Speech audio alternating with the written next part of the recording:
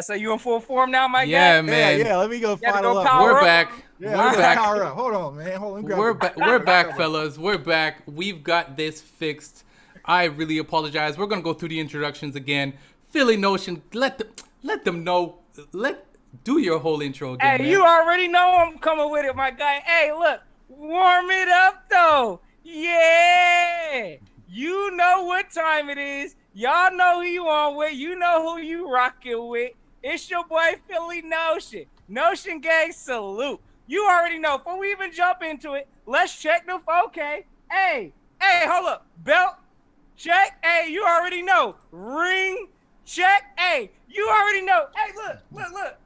We in there, gang. You already know. If you new to this ride, you know what to do. Go hit that subscribe. Again, make sure you go hit that subscribe. Because y'all know how we coming. Hey, appreciate the love for my guy Sid throwing the invite. It's all love. But my guy, hold up. My guy said it's popcorn time. Hey, you know what time it is, brother. We out here eating. Let's get it, my guy. Big salute. Yeah, man. There we go, man. Philly Notion always bringing the fire, man. Thank you for that intro, Steve. Let the fans know where to find you, Steve. I really appreciate you coming on, man, because I went to watch some of your stream, and you're one of the originators, man. So, and us new guys learn off of you, guys like you. So please let the fans know where to find you. Thanks, Sid. That's I appreciate the compliment. That's really big, man. All right, guys. So Steve Heitter, Gate City Sports Channel. Listen, I run two operations. I got Gate City Sports Channel. That's where I do a lot of my all 22 stuff, film breakdown, things like that. And then also, guys, I am 1/3 of the Battlebirds podcast.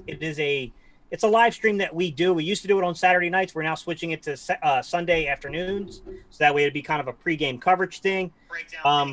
Look, we're really excited to come out here and have an opportunity to talk with Sid and the Jtuck.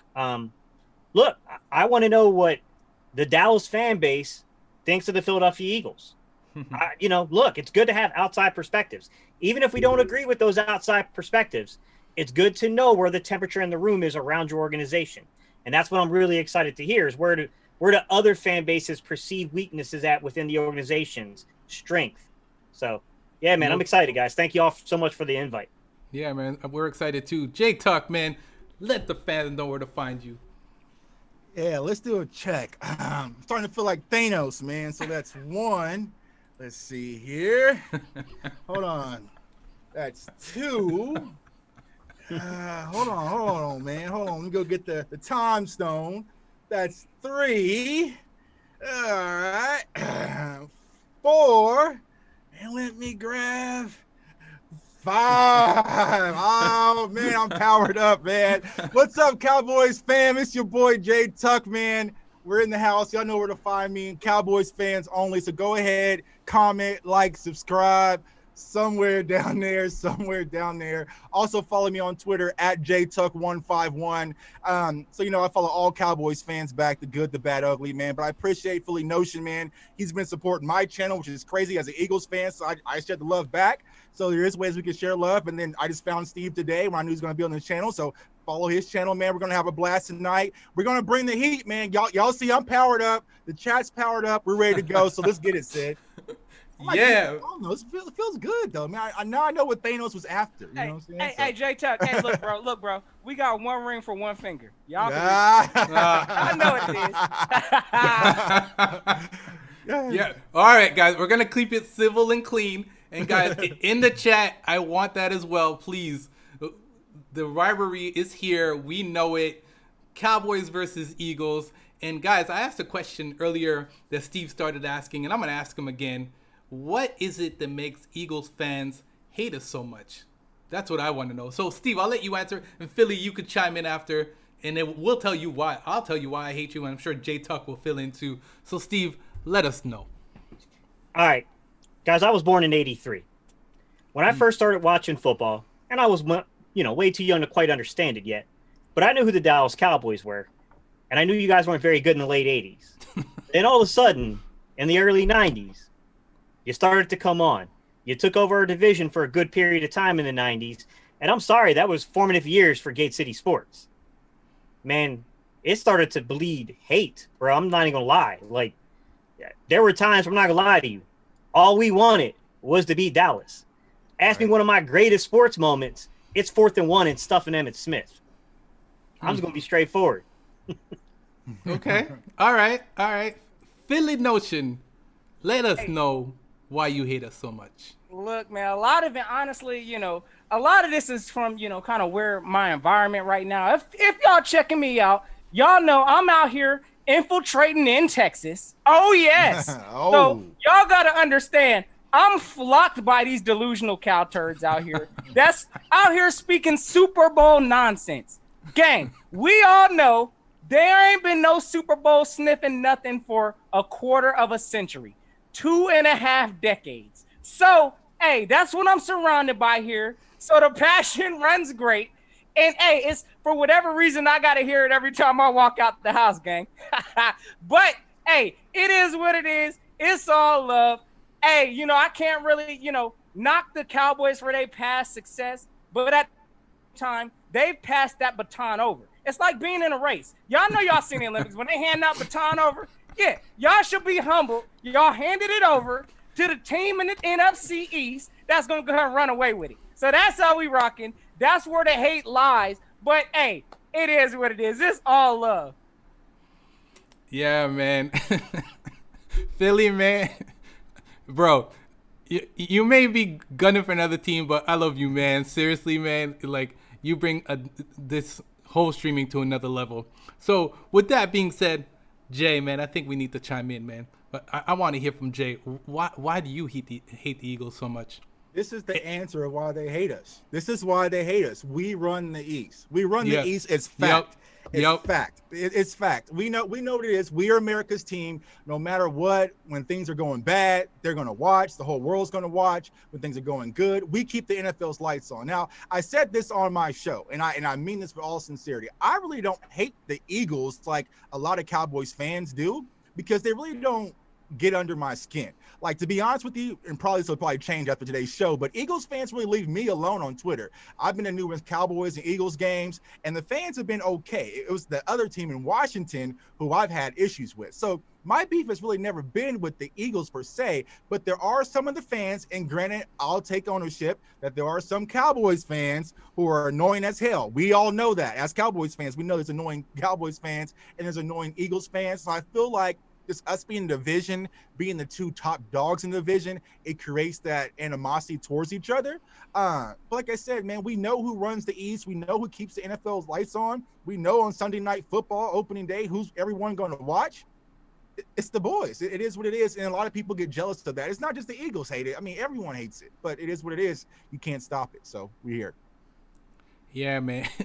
I totally agree. I just want to jump in the chat. The chat. I'm gonna voice my opinion in a minute, but the chat is blowing up, man. Right. It's nonstop. I want to send a few shout outs, man. I saw MCF in here. He definitely he tweeted something. F the Eagles, and we won't read the continuous comment. Stephen Joyce, Gate City Sports, Rock the Artist, Stephen Joyce, BMOE Careful, Bashir. Man, I could go on, and we'll be here all night if I keep sending these shout outs. Yeah, the chat is lit. I want to thank everyone for tuning in. Guys, we do this for you. And this is a daily grind, and we appreciate you guys for tuning in. Guys, go click the subscribe button to Philly Notion. If you're not a Philly fan, even go just support. Go see Steve. Go check Jtuck.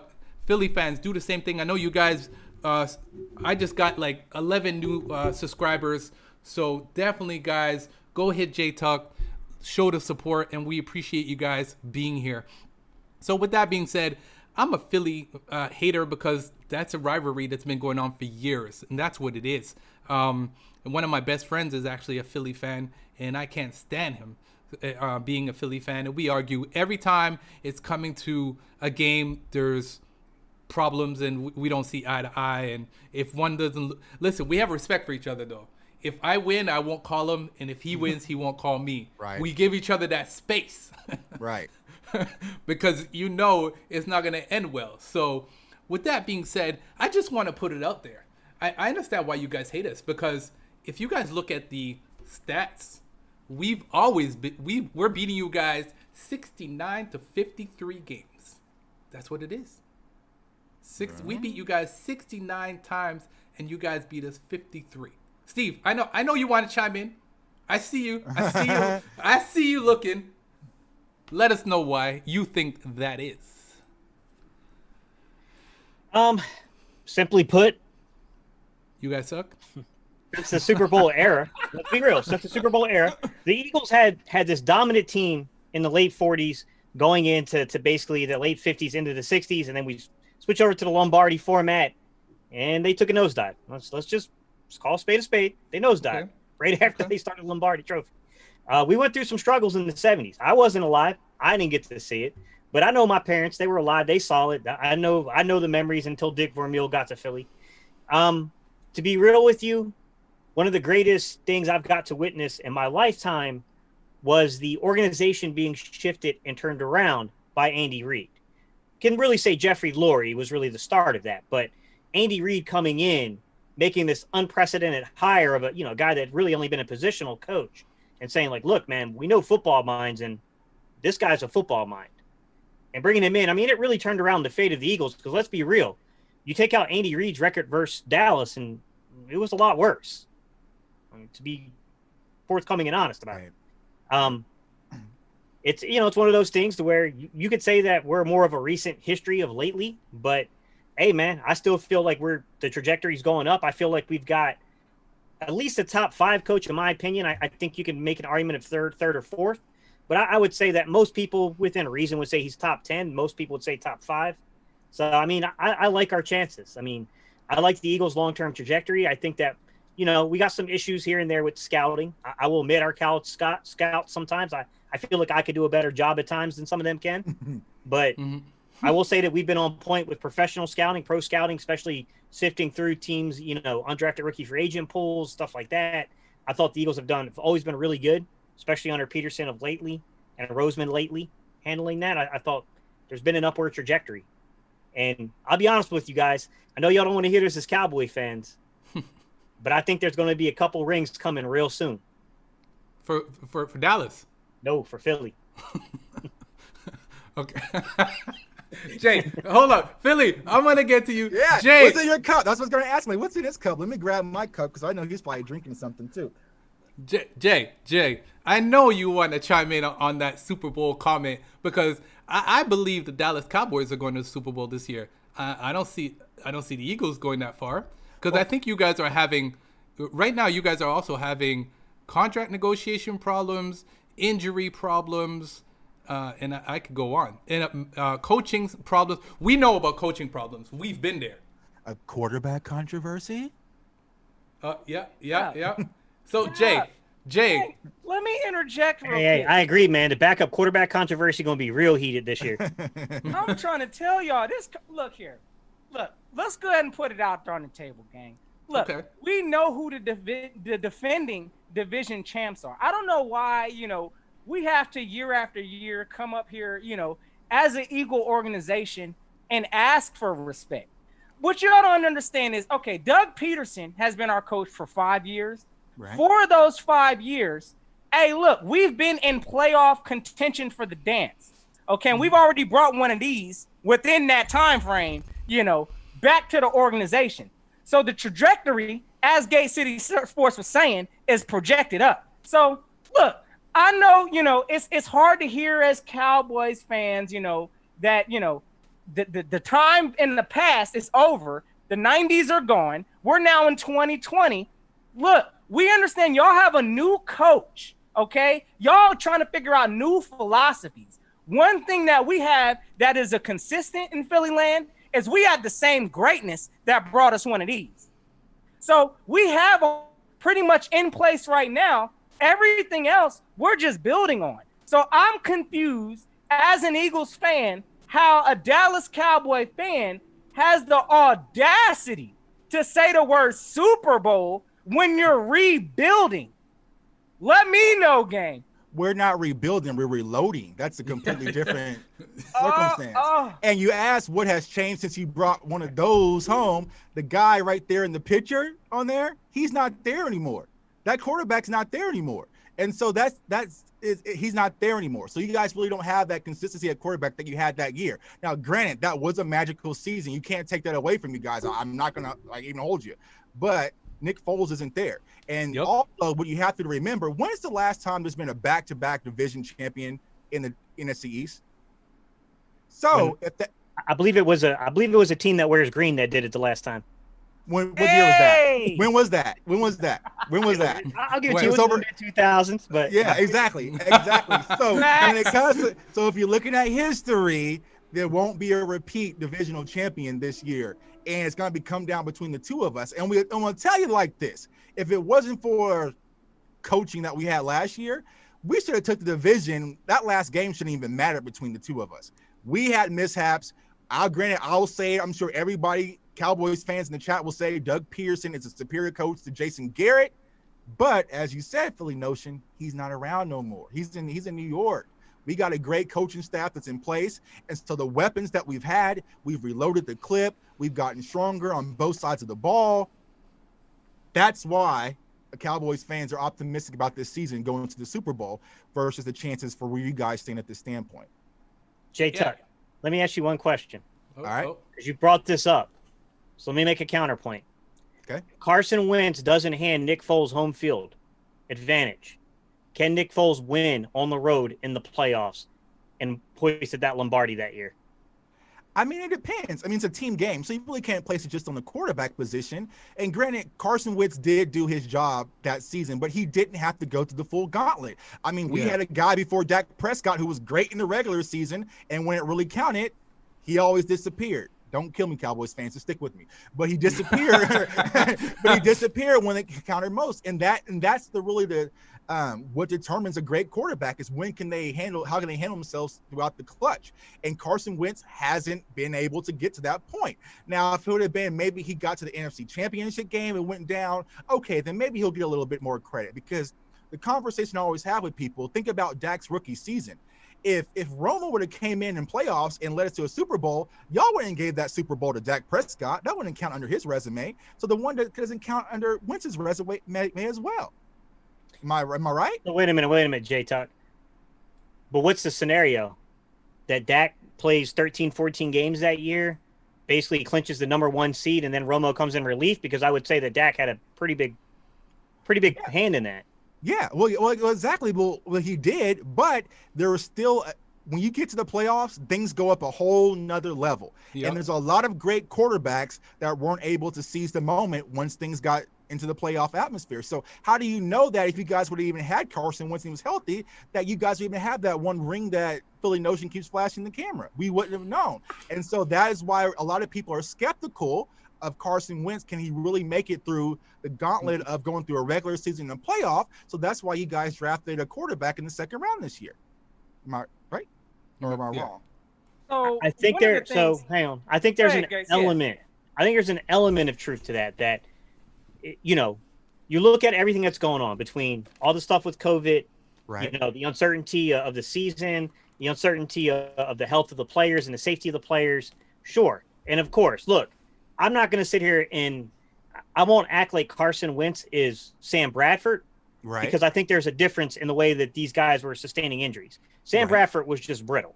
Right. Carson Wentz is just a little reckless at times when he plays the game. He doesn't concern himself with injury. Yeah. He takes shots. Let's be honest. I'm not even going to deny that. Right. But what I will say is this, like, and I know what you're saying is that nobody knows how any player is going to play underneath that stress until it comes. Right. But what I can say is that we have a micro sample of when the season should have went down the toilet. Wentz kept it up. Right. No one would have hated on him for falling on his face down the stretch last year with what happened. I mean, there was nobody around him. I mean, outside of it, you know, we could say Goddard, Goddard was still there. Miles Sanders came on and Miles Sanders proved his worth. Boston Scott showed that he could be serviceable. Right. But none of those guys, like even Zach Ertz, we had to win week 17 without Ertz. Right. Like, I mean, we were down all 3 starting, receivers, our starting tight end and our running back, technically. Right. I mean, our starting right tackle on top of it.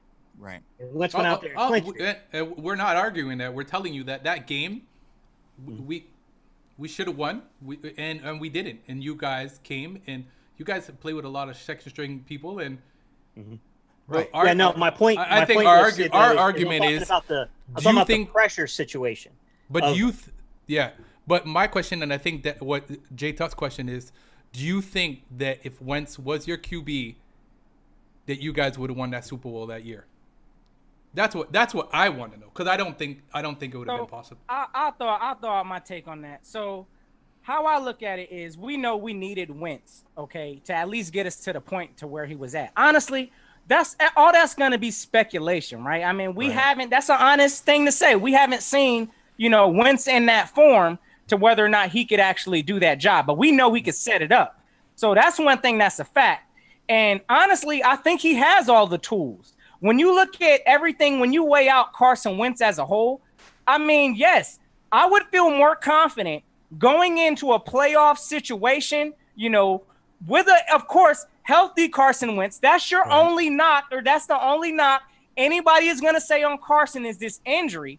But we know the talent is there for Carson. And I'm going to ride through the playoffs with a starting healthy Carson Wentz versus definitely a healthy Dak Prescott. I'm going to tell you right now. How can you say that when Dak is a proven playoff winner and Carson Wentz isn't? We've seen it. We saw Dak Prescott as a rookie go toe-to-toe with Aaron Rodgers, and based on a field goal and a 3rd and 20, things go a lot different. It's rookie season. We've seen Dak in the playoffs against a Russell Wilson and what he's done. I don't have no highlights. If you have any links for Carson Wentz, send it my way. But we don't know. It's, like you said, it's all just hearsay. Like exactly, and I don't disagree with that. We need to see that from Carson. This is why, honestly, this is a big year for Carson. He has a lot of expectations. We need to see him. We need to see the playoff appearance. We know that. But at the same time, an appearance or a win. When Dak is loaded with talent, he's got all the talent in the world around him. But that's what I was just gonna say. Does Carson Wentz have weapons to throw to this year as much as Dak does? I know you guys got some weapons, but do you have what Dallas has? I don't think so. Honestly, I think we're better than you, Sid, to be honest.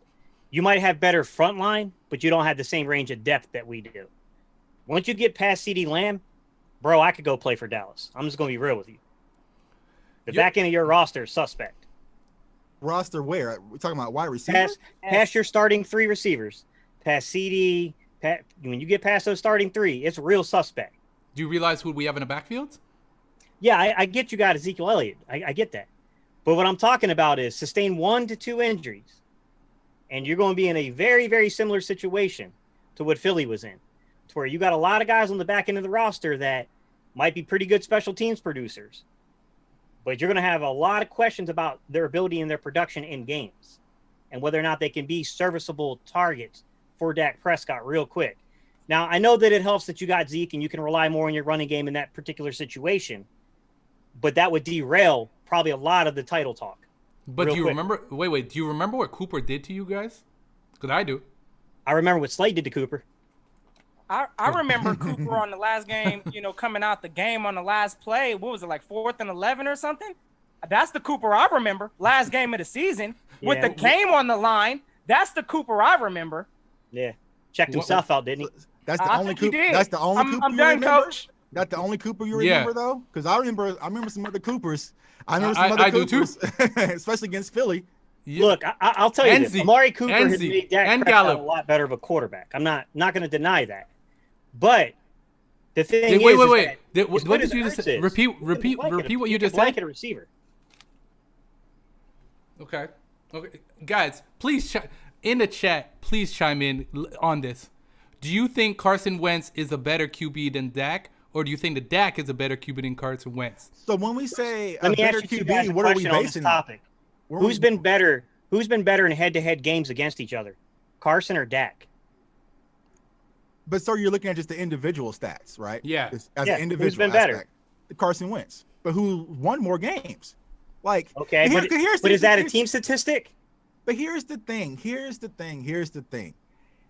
Granted, Carson Wentz is a decent quarterback. Like I said, I don't hate Carson Wentz.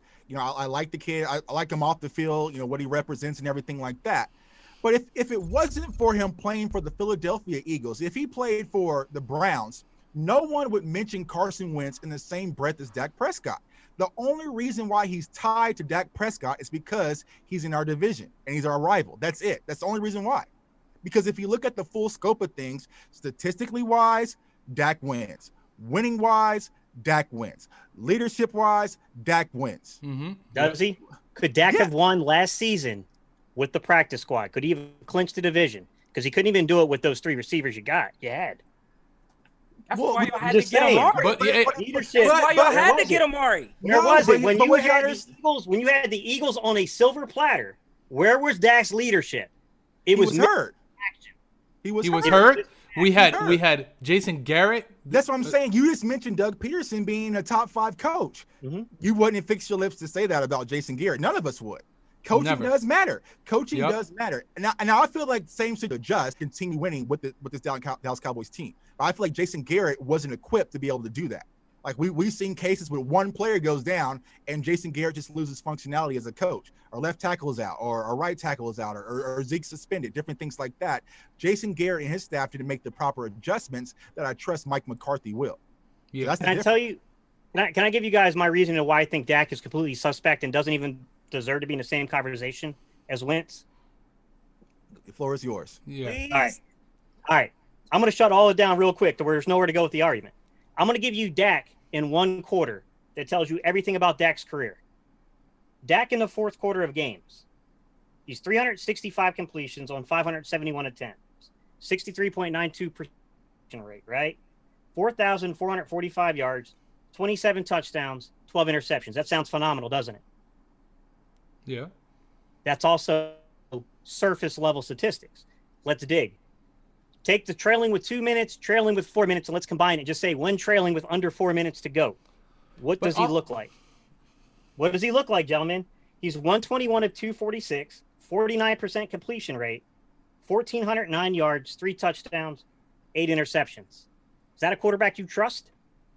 Absolutely. Garbage. Yeah. Absolutely. So are we going, since we're tossing out numbers, are we going to toss out his QBR? Are we going to toss out win percentage? Are we going to mention any of those things? Yeah, we can. I can talk Because it up for you. You're a stats guy. Let's go. Suspect. I'm gonna- No, You're wait. digging your own grave, I even pulled out his. Digging your own Listen, grave, guys. guys, you gotta understand something. If you guys look at the screen right now, I pulled out college and NFL stats, and in both, Dak is beating Wentz. In both. Where did Dak Prescott play again? SEC. Okay, where did Carson Wentz play again? But so how does that?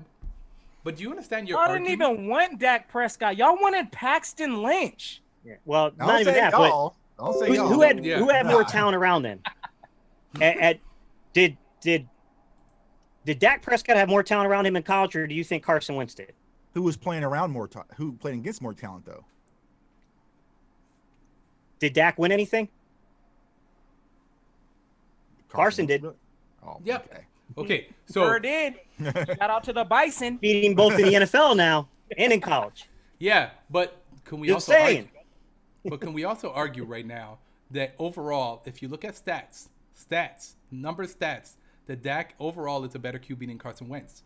I don't agree with that. It's not even close. I don't. I see you shuffling paper. What do you got? right, I'm let's go. interested. Interested. Let's I'm talk, guys. interested to All see. right.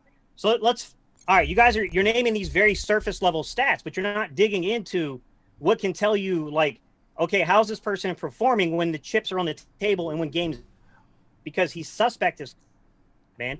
But The we problem don't- with Dak is But we that don't have any of that with so Carson Wentz because he inconsistent, hasn't it's been not in that. funny. He He's hasn't been in that really position. inconsistent, guys. Yeah. So, Dak's record versus teams with a 500 record, right? So 500 or better, 16 and 18 over 34 games. Okay. All right. Mhm. I'm not knocking him for that. The better the competition you play, the harder it is to win games. Okay. Everyone knows that. It's really hard to have a winning record against a winning record team. Okay. All right. In 16 of those 34 games, he had a 100+ rating. Okay. That's not bad. That means he can play at a very high level when he wants to. And 20 out of 34 games, he had a 90+ rating. Really good. Let's just take it to how many games, though, did he come in with low 70? 9. 9 games. If your QB rating is below a 70, you are discernibly playing very bad. All right? You do know that Dak has more winning drives, right? No, he doesn't. Ezekiel Elliott does. So, We're okay. Facts. Okay. Look, I think, we can He's all got 3 pretty much- touchdowns to 8 interceptions. What drive did he win exactly? I'm saying we can pretty much all agree. Dak has the talent around him. Yeah. What's the the pause for for them not getting over that threshold because he's loaded with talent. These same things, Jerry Jones sees this. This is why I think honestly why they haven't put the whole bag out for Dak Prescott, because they know he needs the talent around him. So you give us Doug Peterson, you take Jason Garrett, we mop the floor with you numerous times. Yes, I agree with the talent level around you. Absolutely. What season? Because there's a big difference between Garrett and Peterson. I'm not going to deny that. Yeah, there's a huge But listen, I gave you guys Dak's numbers. Hang on. I gave you Dak's numbers. It's not fair to not then say Carson's, because I think when you filter just by 500, there's not a big difference. They're similar. So when you filter by 500, Carson's had 19 out of 36 games with a 90-plus quarterback rating or higher, okay? If you want me to give you that number for Dak again, guys, it was 20 out of 34 with the 90-plus, okay? Relatively pretty close, all right? Okay. When we look at under a 70 rating, Wentz has had 4 out of 36. Dak had 9 out of 34. My point being here, guys, is 32 out of 36 games, Wentz had a 70 or better QBR rating, all right? I don't think that Wentz has the same crazy highs that Dak has, but he is way more consistent than Dak is. Dak is all over the place when you look at these ratings. He's not good in the fourth quarter games when he's trailing, and he's not good in head-to-head competition. I don't agree. Against the Eagles. Not good. What don't you agree with? I mean, they're the hardline facts. They're stats. It's his actual ratings. But it's translating to wins though. Wins or a what? Statistic, right? So statistically, an he's individual still winning. Team. So what would you prefer? Would you prefer for Carson Wentz to put up better stats and you continue to lose to the Cowboys, or win? You want the win. We want the win. We want the win. And so did you get the win when it mattered last year? Exactly. It's about winning one game. Fellas. I'm trying to say, y'all can sweep us and we could still go to the playoffs, and that's a successful. But that was not due to you guys. That was due to us losing to the Bills, to the Jets. Yep. Chicago Bears. I disagree. It should even came down to that point for that game between us. Jtuck, I disagree, man. I watched film. Dak missed about 7 throws badly in that game. Against Philly? Big conversion throws. Against Philly? Against you guys? Yes. Yeah, absolutely. That was one of Dak's worst games, but he was injured. But what I'm saying is, but I brought that up, Jtuck, last year, and I'm not holding you accountable to this because I didn't have a conversation with you. Right. But I brought this up to Cowboy fans in December of last year. I said, you won't win this game. Dak's shoulder is worse than they're letting on. Yeah. It's over. And everyone kept saying, no, you're falling for it. And I said, no, I'm watching them in practice. I've played the position. Right. I know when your throwing motion's messed up. Yeah. Throwing motion's off. And I feel like with coaching, a real coach, if you're a coach, I'm a coach, what would you do in that case if your quarterback is hurt? You have one of the best running backs in the NFL. What do? Run the ball. Yeah, I mean, that's what I would have done. They put Dak in bad situations. Like, they didn't put him in a position to win. That was coaching. And what we're trying to say is why Cowboys fans are so optimistic about this season, that is now erased. Yep. That is now erased. We're not worrying about that. I'm not worried about these same coaching mistakes that we went through last season. So pretty much it sounds like this whole season, honestly, is just a bunch of a hope bucket. Because y'all hope for McCarthy to come over and be resurged. Don't act like right now, before McCarthy left Green Bay, like he wasn't I think he was like 7-9 one year. Then right before his last exit party, he was like 4-7. So, hey, y'all hope that Mike McCarthy is resurged and not washed. One thing that's a fact for the Eagles is that we know we have a consistent stable of coaching. So I understand it. We had to hope and wish that, after I'm not even going to say the name. Everybody in Eagle Land knows who destroyed our organization before Chip Kelly took over. But again, you know what I'm saying? We had to hope that Doug Peterson was that guy. Thank goodness. And I'm not going to lie. I didn't know, honestly, I didn't have a whole big background on Doug Peterson. I believe he was coaching like high school or something like that. I know he was with, the Chiefs and all that, but didn't have the extreme resume. Right. But it was a hopeful thing. And we hoped and we hit. And, hey, we have that as the consistent theme now. Okay, now y'all are in a similar situation that y'all hope McCarthy, somehow hits on the resurgence light switch. How do we're not just on coaching. We're speaking from a coaching aspect. We're speaking from a talent aspect. Yep. Because we got stronger on both sides of the ball. That's really absolutely. How do we not? Absolutely did. So how are you stronger along your D line right now? So you really think that your talent pool in Philadelphia is stronger than the talent pool that we have in not Kansas City, but in Dallas? I would say if you're talking about Kansas City. I live in Kansas City, so yeah. Yeah. So, do I think from the top to the bottom? Yes. Do I think that if you're looking at 22, if you're looking at 11 on 11, I think it's argumentative. I think both teams have a lot of projection going on. So do you think Philly has a chance against losing Gerald McCoy was significant because you've got two guys that do not fit a one gap now. They're two gappers. Galmore played a two gap at Oklahoma. He's not, unless you guys switch to a two gap system with Nolan, who's done it before. Right. I think you got a lot of guys who might not fit your system. I think you're in more trouble than you guys realize along your D line. So then we'll be able to come back here in a few months. Don Terry Poe. I know he's played in one gap systems before, but he's a two gapper. And I know he acts, but he also finished like 200 and something in the league in pressure rate. He was successful when he got there, but he ain't getting a lot of it. Right. Like that's a problem, guys. Like I feel like our D line is far from a problem, to be honest with you. Yeah, but will we be able to come back in a few months and say Philly has more talent than the Cowboys, and that's why Carson Wentz won? No. Can we do that? Because that's the thing. It feels like you had to put a whole homework assignment together to find out ways to prove that Carson Wentz is better than Dak, and it defeats the whole purpose. If you have to reach that far below, and you really can't explain why Dak is constantly winning, he's showing up in bigger moments than Carson. What is Carson Wentz's signature moment? Was it last year beating the Cowboys going to the playoffs? Was that it? Or was it the run before he got hurt, before you guys won the Super Bowl? I'll tell you, I would say that's a signature moment for me right there, because that game was on the line. We was playing against the Rams, and I mean, I'm going to tell you right now, yes, that was a signature moment for Carson Wentz, throwing a touchdown on a torn ACL. That showed a lot of heart and a lot of grit from that man to set us up for that Super Bowl run. So that's his most. I think that's Jtuck and Sid. I think you could argue either, because Carson getting home field throughout the winning home field advantage throughout the playoffs probably gives the Eagles the Lombardi. I have doubts that Nick Foles would have won on the road, to be honest. Okay. Now what I will say is this: I thought what Carson did at the end of the season playing Dallas, I think it's huge. Not because of like the statistical anything, like he didn't have that great of a stat line in that game. What I thought he did is he shut down a lot of the haters who said he couldn't lead. Because I think in that moment, it became very apparent this is his football team, and this kid can win with not a whole lot around him. So then why did you turn around in the second round and draft a quarterback? That's what I was just about to ask.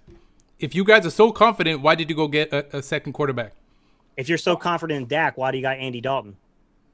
As a backup. And one of the things, fellas, I know, again, I understand y'all report on the Cowboys, but one of the things the Eagles actually, that's their philosophy. They invest in quarterbacks. They would have drafted a quarterback regardless. Maybe I understand the second round pick is a question. I get that.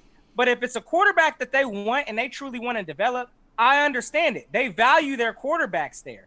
That has been the blueprint since Andy Reid has been our coach. Yeah. Even further, I'm sure beyond that. So that's just a philosophy thing. The Eagles value quarterbacks, so that's why they drafted one. And now looking at how this whole, potential situation with the season, we don't know what's going on where. It looks like a smart move from Howie Roseman in the Eagles organization, in my opinion. How? I'm going to be honest with you, Jtuck. I think that they're into the gadget stuff, and I don't mean gadget stuff like Taysom Hill. I think that's smoke and mirrors. Mm-hmm. I think the Eagles are leaning into that 2-quarterback system. And I mean 2-quarterback system. I don't mean 2 quarterbacks in like one plays this play, that one comes in the next play, this plays this series, that plays next series. I mean 2 quarterbacks on the field at the same time. I think that, Doug Peterson's always a little weird. If you don't believe me, go look at my boy Philly Mike. He had a video. Philly Mike, you're going to have to let him know that video you sent me that day of Doug Peterson twirling around a water bottle in his mouth. It was the weirdest thing I ever saw in my life. The dude's out there. He's out there, man. He's out there. He's weird, bro. I mean, he's the coach from The Water Boy. I mean, Right. he's out there. He's out there designing plays in the dark. I don't know what he's thinking sometimes. Sometimes it works out with great success. Sometimes you got to yell at the TV screen. But I do think that he believes in a 2-quarterback system. I think that's a big part of it. I think that he wants to modernize that. I think he wants to advance that. I also think it has to do something with the fact that you can only change Carson Wentz so much. Carson Wentz isn't brittle. But if you're sitting there and you're telling the quarterback to play conservative, then you're changing what makes them good. But and do you think? I think Doug admitted that in his press conference. I don't know if you guys caught it because you guys are Cowboys content creators, but he admitted he should have been rolling the pocket with Wentz more. But they were a little reserved to expose him to injury. Do you think that's going to send the right message? Do you think that sends a good message to your quarterback, though? Your quarterback, your starter. Do you think that's sending a good message to him? Like, for me, mentally, I'd be like, why? What's right. behind this? What's the... Right. It's difference between having an insurance policy and then drafting a replacement, possibly. Yeah. I don't think that. So you guys really think that if Jalen Hurts comes in for a few gadget plays here and there, that it was worth a 2nd-round pick? No, I said straight up I didn't believe in the value.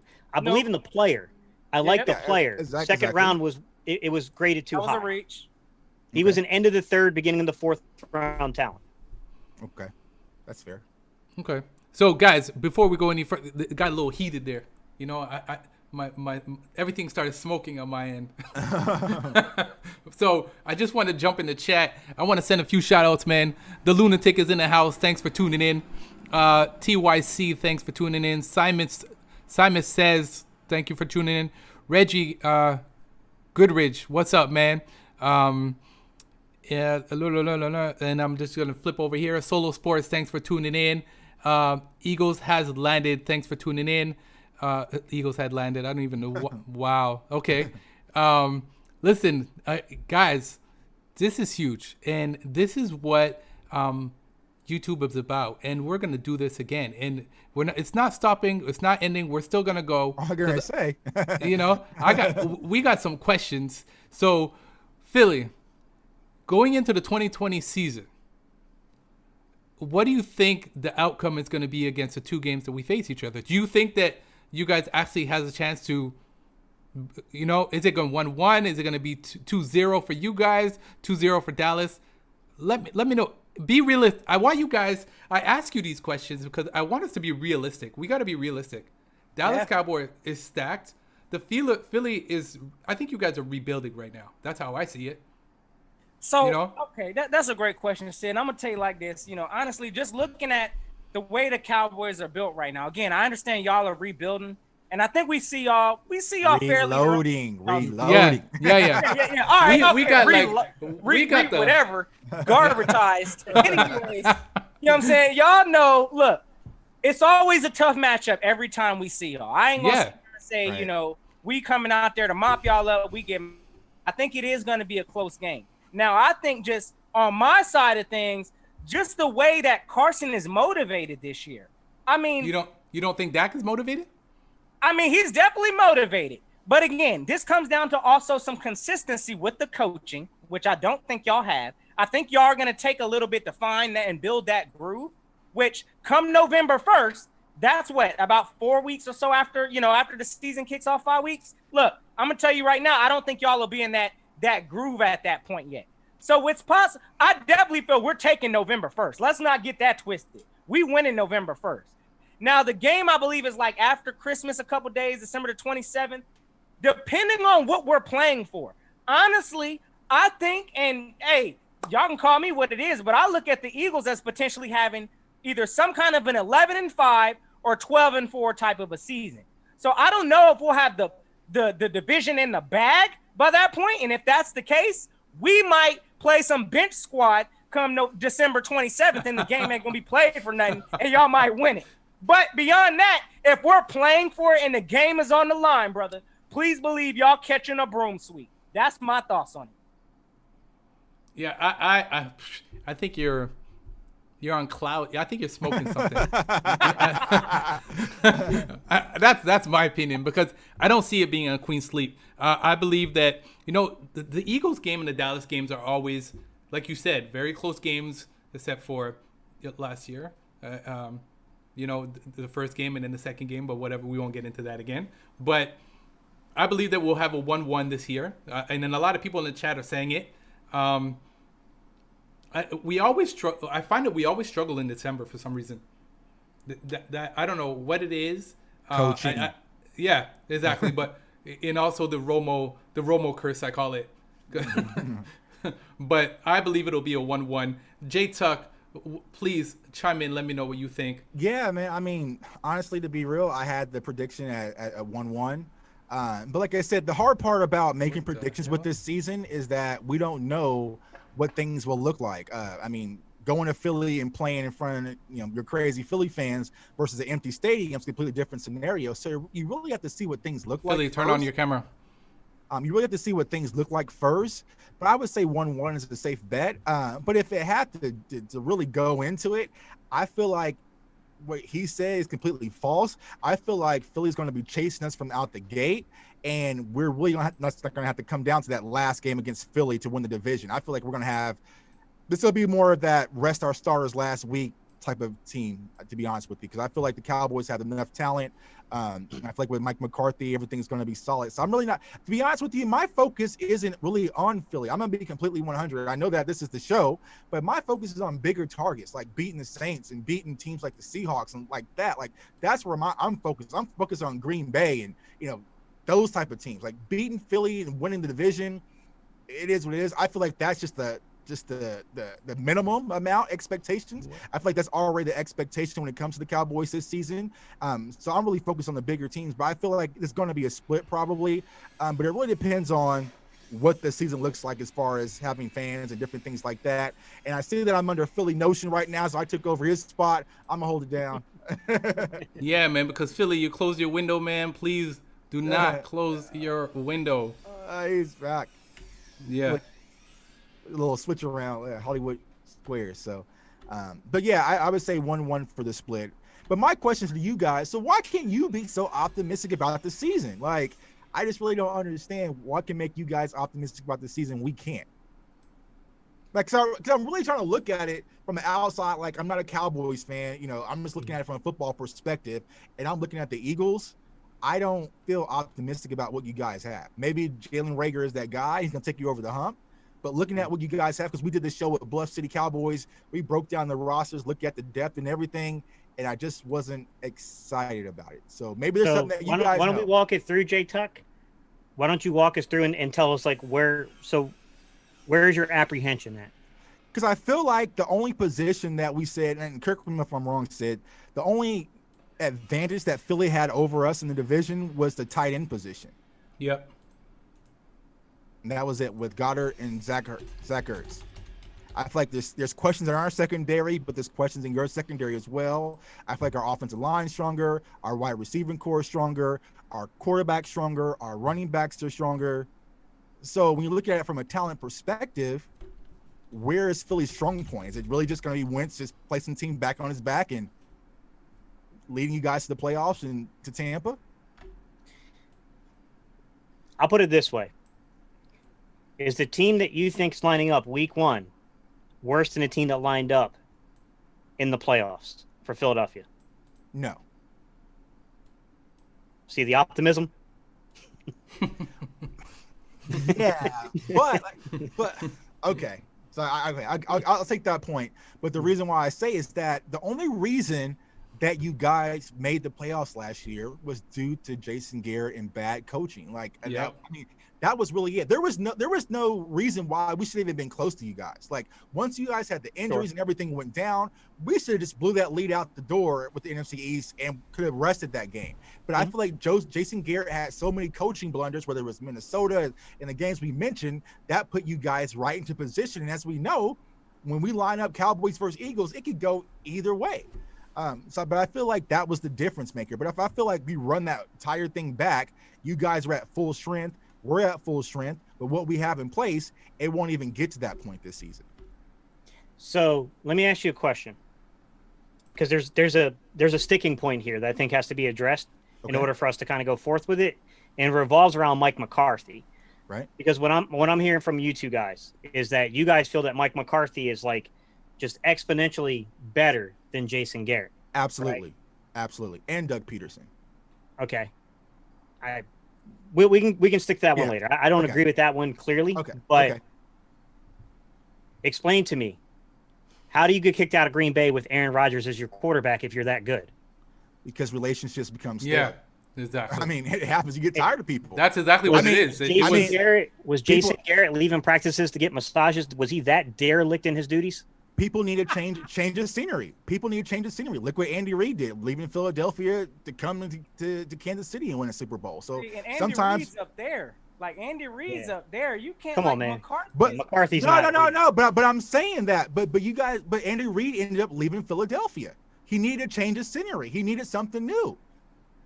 He absolutely did. Like Mike McCarthy needed to change his scenery. It just wasn't working between his perennial quarterback and what he had in mind. Like it just grows stale. And we know Aaron Rodgers is an easy person to deal with, so he probably just had enough of it. But as far as from a coach, I agree with what you're saying, Jtuck. Yeah. Aaron Rodgers is definitely not an easy person to deal with because you literally have a coach playing quarterback. Right. That's smart. Yeah. Right. But do you think Dak Prescott's in a better place in his head right now with the organization too? Yes. You think so? Yeah, Wow. I think. Not without a contract. Not like, okay, if we're gonna go into the contract negotiation aspect, I get it, but I believe, and we've had this discussion before, Dak is coming out with even more to prove this year, guys. He's going back into a contract negotiation next year. Yeah. So don't you think with that in mind that he's gonna be like, okay, know what? I have to come out and I have to be a dog this year. Yeah, and I with feel. Go ahead, Duck. Yeah, I was gonna say, I don't feel like he's in a better situation with the organization, but I feel like we'll see a different Dak Prescott than what we've seen before from the last 2 seasons. Absolutely. So when you say you'll see it, this is what confuses me though, guys. When you say you'll see a Please, better Dak Prescott, you guys just told us that statistically he's this great quarterback. Like, so where's the difference coming from? He's gonna put up better numbers this year. Gonna put up better numbers. I think we go from that top 10 range, because I have him probably around 9-10 range right now. I think he's going to be one of the elite quarterbacks in the NFL this season, to be honest with you. And granted, the weapons do take into consideration, but I feel like the coaching staff of Mike McCarthy, he's a quarterback coach. I feel like him and Kellen Moore is going to put him in better situations. I feel like with the team that we have surround him, I feel like Dak's going to take a huge leap. Plus, he has that chip on his shoulder when it comes to dealing with the organization, what he went through with this offseason. So. Yep. Let's go. Yeah, and so I see Philly Talk Podcast mentioned pressing ain't always good. Yeah, I feel like there will be some pressing early, but I feel like that's when Mike McCarthy is going to really shine to really rein Dak Prescott back in, to let him know he doesn't have to press. But like I said, I'm expecting a huge leap from Dak Prescott this season. Huge. You don't think that somewhere in the back of Dak's mind he's not thinking, screw this, they got one more year to franchise tag me, I'm going to take them to the bank, and this is at a breaking point? Because I'm going to be honest with you, I don't think Dak Prescott's a Cowboy again. Absolutely not. I don't. He should have been taken care I don't, of, because he's not going to be Patrick Mahomes, guys. But we're getting to the market now to where Jerry Jones mishandled this situation so badly that now No, both parties did. You're going to have to pay him Patrick Mahomes level money. No, both parties did. And if Dak wins the Super Bowl, yeah, he'll get Patrick Mahomes money. Let me ask you a question. In hindsight, knowing what Carson and everyone signed for, you don't think it was stupid of Jerry Jones not to sign into a $30-some million contract? Absolutely. Yes. Before Carson signed. Of course. Yeah, absolutely. We're not arguing. So then to me, it's not mishandled on Dak's spot. Dak knew exactly what the market was going to be because his agent told him what was coming down the road. Right. Jerry fumbled it. He fumbled. Yeah. They absolutely fumbled. They should have taken it. They should have took it. I've said this numerous times. We should have took care of Dak Prescott before we took care of Ezekiel Elliott. Like, listen, that should have been the priority. But that's where we're at right now with it. So kind of thinking back how Dak's going to view this season, I feel like Dak's mentality is going to be like, you know what? They don't want to give me all money. They don't think I'm worth it. I'm about to come out here and bust everyone's ass. Yeah. I'm coming back to the table next year and we're going to ask for even more money. And it's going to really put public pressure on Jerry Jones. Where are you going to get the money?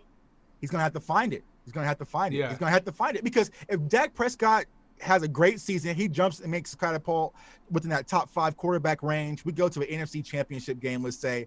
There's no way that Jerry Jones and the Cowboys staff can completely walk away from Dak Prescott.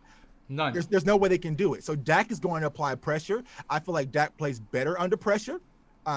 Going back to the whole rookie season with the whole Romo shadow over his head, I feel like he plays better with pressure. So I feel like you're going to see a different Dak Prescott this season. Now, I do agree. If, let's say, for instance, shit hits the fan and we go 8-8, yeah, this might be the end of Dak Prescott in Dallas. If you guys are, optimistic as you say, you win the division and you go to the playoffs and we don't make the playoffs, yeah, there's no way Dak can come and still ask for those same numbers. In my opinion, guys, if he doesn't make the NFC Championship, it's the end of Dak. That's what I was gonna say. The money's not gonna. What's It's not gonna line up. expectation? I don't think it's that. Expectation for Dak this year, like what is considered what's acceptable? What threshold must he meet? Because we all know, yes, Dak's expectations and pressures right now are at an all-time high. We all know that. And another thing we know is that Mike McCarthy did not handpick Dak, so he doesn't have really no kind of trusted, connected value to Dak. He's going to be evaluating Dak. Just like if he doesn't see Dak getting the job done, he might put in Andy Dalton. Ain't no telling. But at the same time, what is that threshold for Dak that you have to meet this bar here? Is that an NFC championship? Is that just a playoff appearance? Is that a 10-6 record? What is that acceptable threshold? We could be asking you guys the same thing about Carson Wentz. What is Carson Wentz expense? I would definitely say with that second round QB. What's his? We can be asking you the same question. Right. I can give you an answer, though. I can answer with Carson Wentz. We need to see, of course, an injury plague, un-injury plague season. We need to see a full healthy season. He's and we injury need to prone. see a playoff appearance. Right. And I think that's you say he's injury prone, but other Super Bowl winning and Hall of Fame quarterbacks sustained and missed more games than Carson did out the gate. I mean, to be fair about it. And you guys, I mean, you're calling him injury prone, but I know. But isn't he not? I'm not putting this on Sid. I'm not putting this on you, and I'm not putting this on Jtuck because this did not come out of y'all's mouth. Right. But Dallas Cowboy fans do talk a lot about Carson being injury prone and that Dak is so much better. But then in the same breath, try to speak into light that we lost that game because Dak was injured. It's a little, what I'm saying. Yeah, a little contradictory. I mean, but it was okay. I was gonna say, what Philly Notion said. I think that you guys really need to see is Carson Wentz who you guys believe he is, because I think that's the thing with Carson Wentz. It's the unknown. We just haven't seen it. We've seen glimpses of it. We've seen it with Dak Prescott. We've seen glimpses of greatness with Dak Prescott.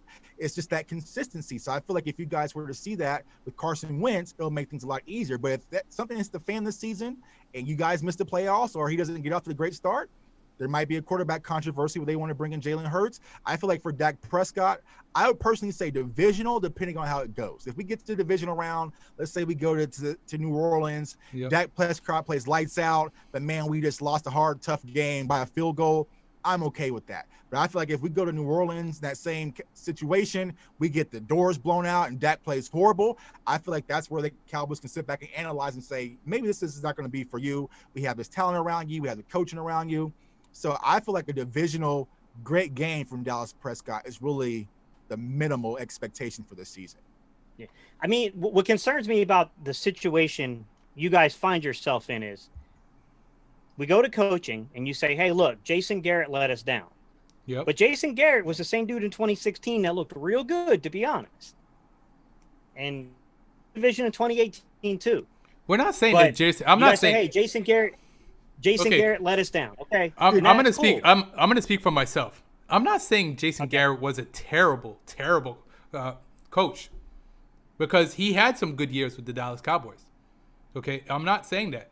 I'm just saying towards the end, he lost respect from the players. It wasn't a secret. It was out there, and it came to the point where the players were no longer going to Jason Garrett. They were going straight to Jerry, and that became a problem. I get what you're saying. He lost the locker room. I understand what you're saying, but that's Totally. That's not what I'm saying, though, Sid. My I'm talking about is the correction that you perceive your organization has made is a dude who also lost the locker room.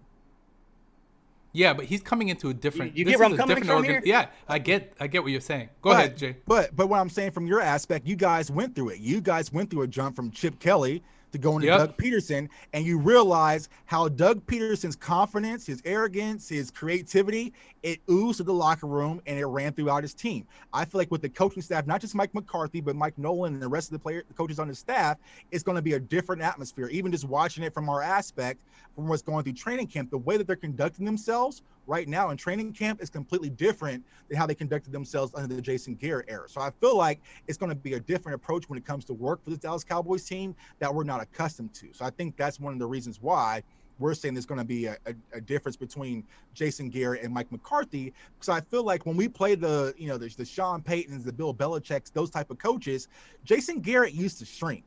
He used to shrink in those big moments. Even when he plays you guys with Doug Peterson. Yeah, he would shrink. He would tighten up. He never would just go for the kill. It was always, okay, we're up by 3. Let's just hopefully we can just get out with a win and run Zeke. Like, no. I feel like right now with Mike McCarthy and with this team and the way that they're devoted to this offense, it's going to be a completely different feel that we're coming out for teams jugular, and it's going to really ooze through our locker room on the defensive side of the ball as well, special teams, just the whole organization. So that's why we're saying Mike McCarthy's going to take a huge leap this season. He's already done. He's already shown Go ahead. I guess my point would be, guys, is that one can progress forward and still fall short. Right. Yeah. And McCarthy, like I said, he might be better than Jason Garrett. Right. But he's had a lot of the same exact problems that Garrett's had. His offense got stale. You know what I'm going to offer you guys? I'm going to offer you guys something. So we're now in September. So we're going to redo this again in November. And we're going to see where we're going to see where Eagles are at and where Dallas is at. And we're going to look back at this video, and I want you guys to tell us, because I know what you guys are going to tell us, because I can say it right now. You guys were right and we were wrong. Yeah, so I feel like they're hoping that Mike McCarthy's going to be a bust. Yeah, I feel like that's the only leverage that Eagles fans really have. Well, look, I mean, let's be real. I hope that 31 other coaches outside of Doug Peterson are bust. But right, I mean, right. We get. I'm not saying it as in like I feel like this is a surefire like Eagles win the division. Like, of course, there's scenarios to where things can go to catastrophe for the Eagles. I mean. Obviously, things can happen. Some of these young guys could not be ready yet. Right. As that 2-3 years from now might be major contributors, might diversify this offense, stretch the field, might be everything we think they are, but it may not happen initially. That can happen. The offensive line on the Eagles. I think that individually we have very good players on the Eagles on that offensive line, but I do worry early on in camp if they're gelling and they're becoming one unit. Right. It's hard to know right now because everything going on, a lack of a complete offseason, things like that. Like, obviously there are ways the Eagles can lose this division and can have like a disastrous season, no doubt about it. Right. On both sides. On both sides. Yeah. That's what I'm about to say. We got to be real too. Injured. Yeah. I like Jalen Hurts. Jalen Hurts is not ready to compete at the NFL level yet. He has a very elongated delivery. He doesn't particularly see the field well. He's really only a 1 to 2 read progression quarterback at this stage. I think that there's actual talent with Jalen Hurts, but I don't think this is a dude you just plug in right away to run your offense, and this guy's going to go put you in the playoffs. Like, you know what I mean? Could he make the Eagles competitive just by his legs alone and hurting the defense, making everyone come up in the box with the Eagles' speed? Sure. But I think there would be a major drop-off in the quarterback play if Wentz goes down. And to be honest with you, Sudfeld's probably way more polished in the pocket. I don't believe in Sudfeld. I don't think Sudfeld could win more than 2 games, to be real with you. Hey, Sid, real quick, bro. I just want to go ahead and, I'm looking at this chat box in here, bro, and I'm loving all this energy. Yeah. I'm loving all this energy. It's hard. From y'all fan base. But what I want y'all to do is get all that hope that y'all got in y'all's little hope box. Put that in there. We hope McCarthy gonna be successul. I'll put it in here. Get that out of there, because November 1st, y'all know who we coming with. Maybe Thanos over there, all right? But yeah, bro, you know we doing this again, my guy. Yeah, so for sure, and we're not gonna end this right now, but I want you guys, and there's a lot of new people who jumped in, so let's just run it through quickly. Let them know where to find you, please, Steve. Let them know again where to find you and where to subscribe. All right, everybody. If you don't know who I am, my name is Steve. I'm with Gate City Sports Channel. So if you go, just search Gate City Sports, I'll pop up, guys. You'll see my ugly mug there. All right. And I'm sure I'm also 1/3 of the Battlebirds podcast, guys. If you guys want to listen to the Battlebird podcast, we got a couple of interesting episodes up. One in which we did rank our top 10 quarterbacks. And if you don't know Reese, Mike, and myself, if you think we agree on things like top 10 quarterbacks and top 10 running backs, I reassure you, we don't. We see things drastically different. And we're all Eagle fans, and yet we still see things differently. With that said, guys, we're up on pretty much every platform that you can listen to podcasts. I mean, if you don't find it, hit me up. I'm on Twitter. I'm on Instagram. I'm on Facebook. Hit me up on YouTube and say, Steve, I'm on this platform. Where's your podcast, bro? Steve, I gotta stop you there because I sent you a friend request like 2 days ago, and you still haven't accepted me. So, oh, where are you at? Which one? To where? on Twitter, the one that I sent. No, you did not. So just please accept the request. Philly Notion, my man, let them know where to find you, man. Yeah, brother, you already know. Go ahead and warm it up, though, because y'all know what time it is. It's your boy, Philly Notion. Notion Gang salute. You already know. And if you checking my stream out, y'all know what to type in, Philly Notion, because over there we doing the belt check, ring check. Y'all already know. We all the way in there, gang. So, type in Philly Notion. Y'all know what to do. Go hit that subscribe. Again, make sure y'all go hit that subscribe, because we pushing it in all Eagle flavor, gang. And y'all know we got the eye on the ops too, so I appreciate my fellas for having me roll through. You already know. Yeah, man. Jtuck, let the fans know. And please, Jay, show those rings again, man. Please. Those rings, man. Show the rings. I'm not going to put them back on because they almost got stuck on my fingers, man.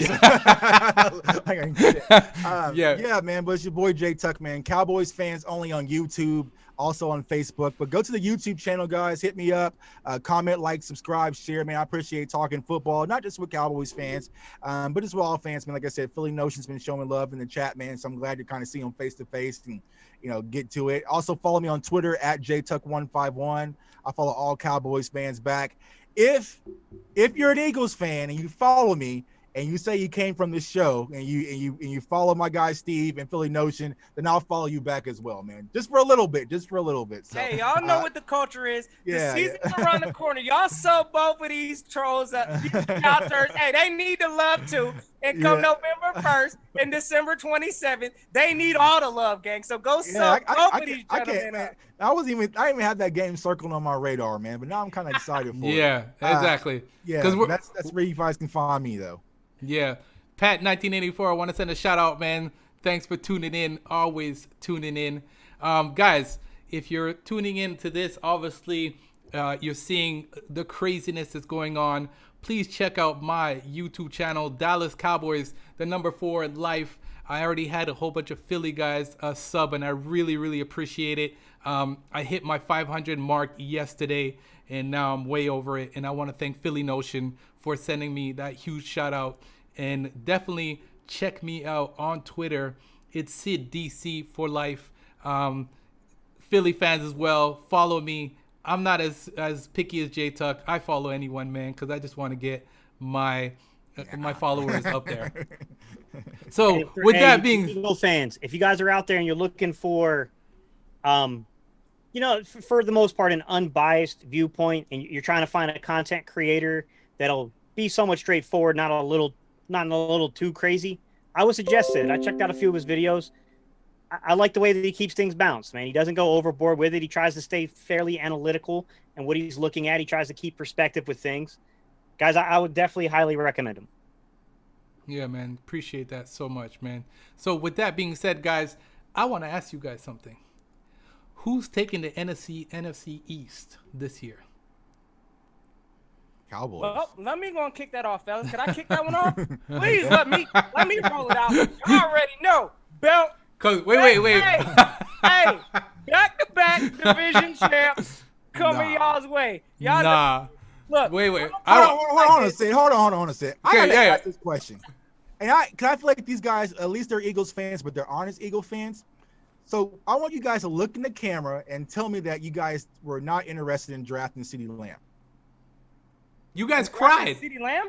Yeah, did you not want CeeDee Lamb? So, okay, I'll give you my thoughts on CeeDee Lamb. When CeeDee Lamb was available, honestly, I thought the Eagles might possibly pick him.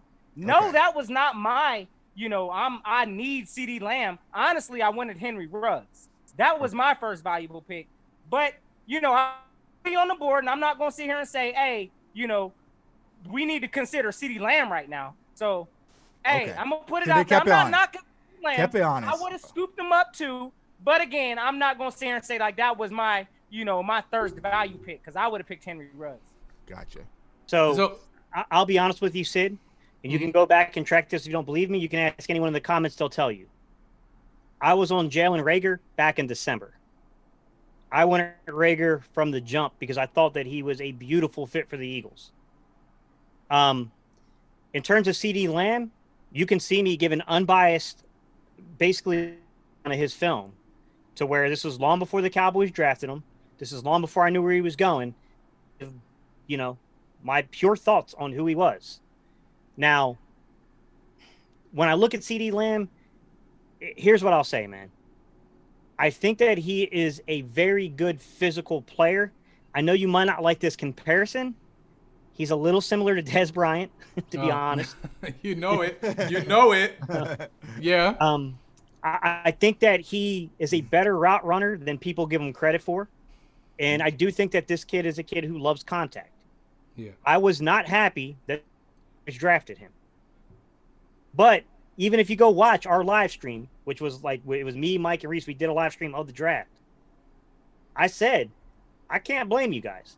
If I was sitting there and this player fell down to me, I would have done it too. Even if I had more pressing needs. Right. When that level of player falls to you, you draft them.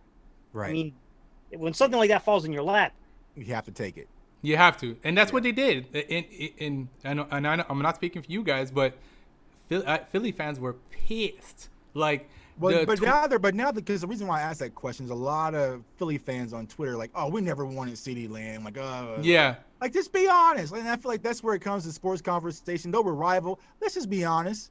Like, can I ask you a question, Jtuck? Go ahead. Honestly, because how that pick looked with CeeDee Lamb, that looked like a salt pick, bruh. Like, that looked like y'all was like, we still mad because y'all picked Dallas Goedert last year. Absolutely. Yep. To give y'all the finger this year, we going to go ahead and pick up CeeDee Lamb in front of y'all. Right. So, that looked like a salt pick. Was that a salt pick, my guy? I think it was. I think it was. It's the same reason why you guys drafted Jalen Hurts, because Jalen Hurts' interview with this little Cowboys thing in the background. Y'all said, nah, he's not. They're not getting that insurance policy for Dak. Let me go ahead and take him in a second. So it is what it is, man. But you guys made a trade with us, and we were able to jump up and secure our O-line. So yeah, I still don't understand that trade. Appreciate you, though. Appreciate you, though. Steve, Philly, you guys still good to go on? Yeah. I'm chilling, bro. Hey, you guys, I appreciate you for having me, my guy. We good. Everybody's good. I really, really appreciate it. I want to send a few shout outs. Green Gobbler 34 from my fantasy. Big respect. He's an Eagles fan too, so I'm sure he's going to go and sub up to you guys.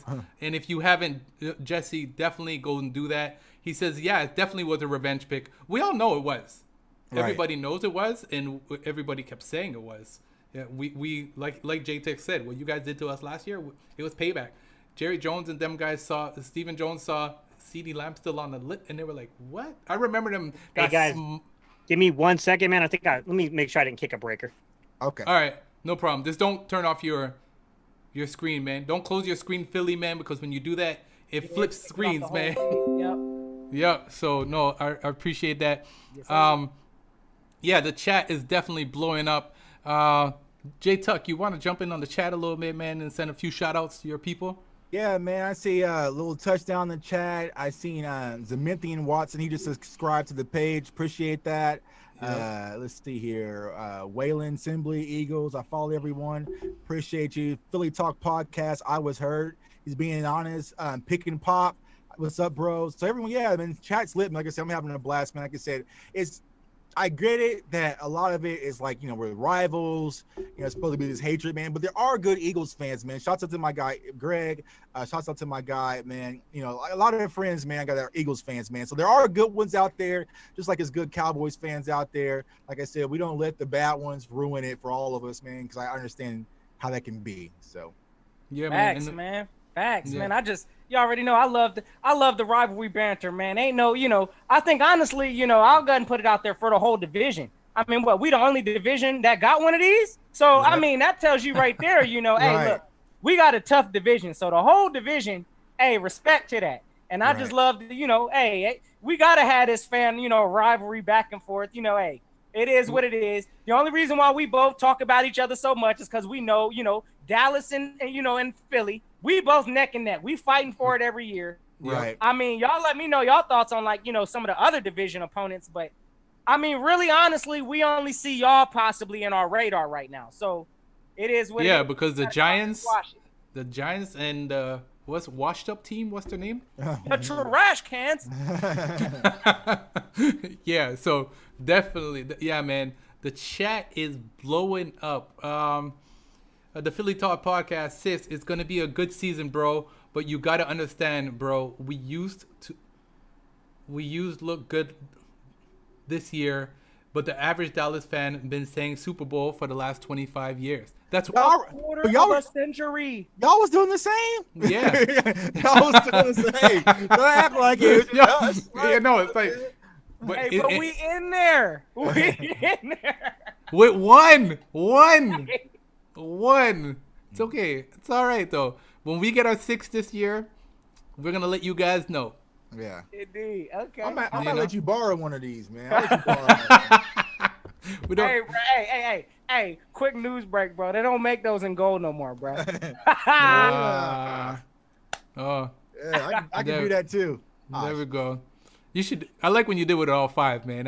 I'm definitely that all 5 was going up on Twitter first thing tomorrow. Yeah, man. I hope everything's good with Steve. Man, we appreciate you guys doing this, man. We appreciate all the fans. I didn't think it was gonna be a crazy turnout like this. It's great, man, and we're gonna continue doing this. Philly, man. I tune into your channel, and guys, like Jtuck said, there's some chill Eagles fans out there. Philly Notion, we've been going back and forth on Twitter, and you've tuned into my channel. I've tuned into yours. You definitely got to go and troll Jtuck's channel, and Jtuck, you got to do that back. Oh, man. Indeed, brother. You know Jtuck. Yeah, we'll link up again. Like I said, after that first game, we're gonna come back. I'm gonna look you guys in the eye. We have to say, man, damn, Mike McCarthy's a hell of a coach. Yep. Hey, I'm gonna tell you right now, somebody gonna be eating that stagnant. That humble pie is about to be real nice. Yeah. Yo, Philly, you got a shout out from Bashir Randall. Yo, Philly Notion, what up, bro? Hey, I got my hold up. Can I shout out? Let me go and shout out some of the crew in the building. Yeah, for sure, man. I got my Eagle brethrens in this thing. My guy, Bashir, big salute, my guy. The Philly Talk Podcast, you already know. Waylon Assembly in this thing. I got Philly Fresh. Hey, this thing looking like the Eagle takeover. That's how we like it, fellas. Nah, Cowboys fan, we definitely on the chat. Cowboys yeah. We on the chat, man. Yeah, we on the chat, man. We've been on the chat. Nah, that ain't happening. Cowboys fans, we run Salute the chat. to everybody in this chat. We appreciate all the love because y'all already know, hey, y'all what keeps this thing going and moving. So, hey, whether you Eagle rived up or were you Cowboys rived up or whether you on another team, we appreciate all the love. And, hey, I appreciate my guy for having me on, definitely. Yeah, man, for sure. We're definitely going to do this again, man. Guys, if you haven't subscribed yet to Philly Notion, even if you're a Dallas fan, go subscribe, support the YouTubers out there. See, we shot the lights out, man. We brought that heat and shot the lights out, man. Yeah, man. Also, for sure, go check out Jtuck's channel, Philly fans. You guys pretty much subscribe to my channel. Go subscribe to his. He has big content. He does big things and also has big people on his show. And sometimes we're gonna do like one-on-one. We're gonna have Philly on alone, and we're gonna have some talk. So definitely go sub up to his station, Cowboys Fans Only. Go hit that subscribe button. This is huge, man. This is huge. I want to thank everyone for giving us the thumbs up, man. We got 13 thumbs up and we got 2 thumbs down, and I'm sure the thumbs down are from Eagles fans. So How y'all know that y'all wasn't infiltrated by your own? Right. Sometimes it be your own people, man. Yeah, you never know. Yo, yeah, man. It got so hot for Steve over there.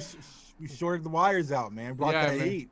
Yeah, for sure, man. He's going to check his breakers. Yeah, man. He had some stats though. He was like, man, Dak is 8 There and we 5 when he wears a left sock. That's like oh, okay. Hey, that's what he we kicking doing? it. All right, that's what we Cerebral fashion. That man's that's gonna what kick it. Okay, that's what Jersey we doing. boy wrote all day Eagles. Yep. Yes, the Eagles, sir. The birds are Where all my over birds this at? chat. Hold The on, birds hold on. are all over this chat. Let me see my birds in the chat. Y'all already know. Hey, Cowboys Bird it fan, up. man, light it up, man. Light it Yeah, up. man. Don't let these birds take over, man. Yeah. Yeah, for sure, man. There we go. That- There we There's go. my guy. Steve. Sorry, guys. I tripped Every- one of the arc breakers. Jesus. I thought Jtuck was saying it got so hot that we overheated your wires over there. Might have them. Yeah, man. Pat, thanks, man, for throwing up some stars. Yeah, For Roberto, sure, man. My guy Roberto, man. Shout out to my hard hitters out there, man. Yeah, we Cowboys fan, we in here, man. Yeah, Y'all man, see for the sure. birds in there. Let's But get it. at least we'll be able to go actually watch our team play. No. Oh. So, Steve, Facts. Okay. Yo. I have a question for you, man. Do you think that anybody else in our division has a chance? There was the Redskins could be a problem, not with everything going on there. I'm sorry for you Redskin fans that may end up tuning in. I know a lot of y'all started watching my videos because I did breakdowns on Antonio Gandy Golden. I did a few players they ended up drafting. Here's the deal. Man, when you have that kind of trouble in your organization, you can call it a day. It's over. It's Right. over. I think the Giants – I still think the Giants are a year or so away from competing. I do think Daniel he's got a problem like Carson does with holding on to the football. Right. You can't give other teams opportunities because you're going to lose games that way. The Giants could make it interesting. That's the one team I say I could see making it interesting, but I don't know that I'd put money on it. Okay. I just want to Eagles have landed. Just sent a really cool tweet message, and I just want to read it out loud, and I really appreciate it. He said, "At Dallas Cowboys for life, NJ Tuck. I hate the Cowboys, but you guys are cool for Cowboy fans." Appreciate you, guy. Really appreciate you, man. This is what this is about, man. It's not always about the hate. We also show love, and that's why I wanted to have these. Me and Jtuck have been talking about this for a minute about doing this, and We just had to find the right guys, man. We found them. I was like, all right, because I was like, we were gonna have just anybody on the show. So Yeah, man. And I hope that we can come on your shows eventually, and we'll definitely come on and let the Eagles fan destroy us, what's going on. Yes, no, brother. I'll hold my own. So. Yeah. You'll have a few guys like JJ Trilla loves to come in our lives. I'll tell you now. Definitely Cowboys X Factor. Definitely good people. Cowboys X Factor. Yeah, good guy. Paul McCambridge. He's always in. I always enjoy talking to Paul. We definitely get some Cowboy fans that roll through. Yeah, 100%. So with that being said, I was gonna say that I agree with you. Washington's done, and the Giants, since they got Jason Garrett, he's just gonna do the same damage over there that he did with the Dallas Cowboys. But maybe not. You know, we're gonna see. But he's definitely gonna. I know we're gonna see him standing on the sidelines clapping. He'll be back in his element as a coordinator. Hey, fellas, I'm gonna tell y'all real quick too, a quick hot take, because I'm not going to completely, and I'm sure Gate City, my own brethren, probably going to disagree with me on this one. But hey, I'm not going to sleep on the Giants like they're completely all the way out of there. I did, and y'all can check on my prediction. Hey, again, my confidence level for Dallas right now ain't all the way there, so it's possible the Giants and the Cowboys might be neck and neck, and the Giants might get second in the division. That's what I'm saying. Dallas coming in third, Washington coming in hot garbage at 4. That's my take. I'll go ahead and pause, gang. Y'all already know what it is. You're saying Eagles, Giants, Cowboys. Are you now? I know you're smoking, brother. I'm trying to tell you. Look, right? How's that possible? Can you please? Anomaly. They don't have any expectations. Y'all's expectations are way up here. Hey, the drop, fellas. We gonna sit back and wait for it. So Jay, please. Hey, holla at me. I don't even know what to say to that, man. Yo. but I'll play devil's advocate, and like I said earlier, man, this is going to be a completely new type of football season we've never seen. I mean, no one would expect the Phoenix Suns to walk off in the bubble and just rip through teams. So you never know, true. Man. It's just you walk into an empty stadium with no fans, and hell, who knows what can happen? Who was really working out in the offseason, getting their body right, taking care of themselves? There's going to be a lot of different unexpected. So I can see there'll be a few surprise teams that will get off into a hard start that we probably said like, oh, I didn't see that coming. But as far as winning the overall division or having a better record than Dallas, if that's the case, I'm going to kick Mike McCarthy's ass.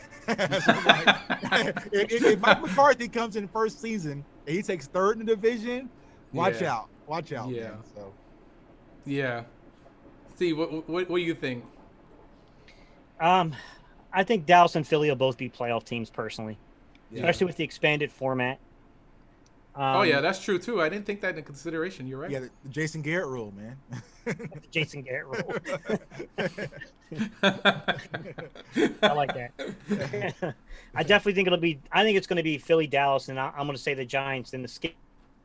Well, they're not even the Skins anymore. The Washington team that plays football. Trash cans. I don't know what to call them anymore. The whatevers. Cans. Call them the whatevers. Yeah, the whatevers, whatever they are. That's the way I see it, guys. I mean, I definitely think you could look 1 and 2 is going to be about throughout the year. It's really hard to project these things in August. Yep. To be quite honest, I mean, there's a lot of teams hoisting paper Lombardis right now. Right. It doesn't matter until you get on the field. I agree. Definitely. I think the NFL is going to be totally unpredictable this year. It was unpredictable last year. A lot of teams that I felt were going to do well last year didn't, and I thought the Dallas Cowboys were going to win the Super Bowl, and that didn't happen. So, it's unpredictable everywhere, and especially with COVID, and now there's no fans in the stands, guys. That's going to take a huge toll, right? Because some teams feed off of that, right? And then you guys have zero. You guys, is it 0 fans? You guys are allowing, zero. Right? Yeah, 0. That's true. Yeah. I think that's going to have an impact on us too. Honestly, I mean, when it's coming on that 4th and 1 goal line where you need your, you need your crowd fan base to stand up. Yep. Hey, that ain't gonna be there. Right. No, it changes a lot. Well, wait. They did announce that the NFL approved to use speakers for crowd sounds. It ain't the same though. It's not the same. Hey, Waylon. Sorry, guys. In the comment section, Waylon. Bro, if it's the Lions and the Browns, it's gonna be the first Super Bowl I don't watch. Yeah. I feel that, Gates. I'm right there with you, bro. Yeah, I think everybody's boycotting the Super Bowl that Garbage. year. There's no way. No, for sure. Somebody said I heard Miami is having fines. Jean Pio. I'm sorry if I didn't say that right. I apologize. I'm just trying to look in the chat here just to see if we have any questions. Guys, if you have any questions for Steve, Philly, myself, or Jtuck, now is the time to ask. The next time we do this, we're going to have callers calling in for sure. I thought about doing it today, but I said, you know what? I knew this was going to be a bit heated, so I didn't think bringing in callers was going to help. But the next time we do this in November, we're definitely going to have callers on. I actually just ordered a table board myself for that, but there's a program. I don't know if you saw it or not, but there's a program you can use that basically all you need is just a Google. I have it downloaded already. I fooled around with it, but I didn't want to fool around with it on a night like this. And we already had problems just starting the channel, so I didn't want to have phone problems. You'll probably want moderators if you do that anyways. Yeah, yeah, exactly. And I'm gonna start adding moderators to my channel. Yeah, and so Samithi and Watson said y'all sleeping on Washington, no names, and the Giants. Watch they mess around and beat both our teams. I can see that happening, man. Like I say, it's really hard. When we broke down the schedule, man, I'm like, okay, that's a win, that's a loss. but you really don't know. Like going to Seattle in an empty stadium, like it's going to take me like a few games to kind of see how it looks, because I think even from the player standpoint, they got to understand, like, what does this look like? Like, you know, you rush out the stadium, y'all playing McMill, and come out and it's just empty. Like, all right. Yeah. So, like you said, a lot of players, especially in the game of football, you feed off that energy. Like, there's been times where, like, the crowd, I live here in Kansas City, I've seen how the fans in Arrowhead can really just take over the game. Like, the stadium is rumbling and teams like start to shrink. So without that aspect, what can really happen? So there'll be a few surprise teams to look out for.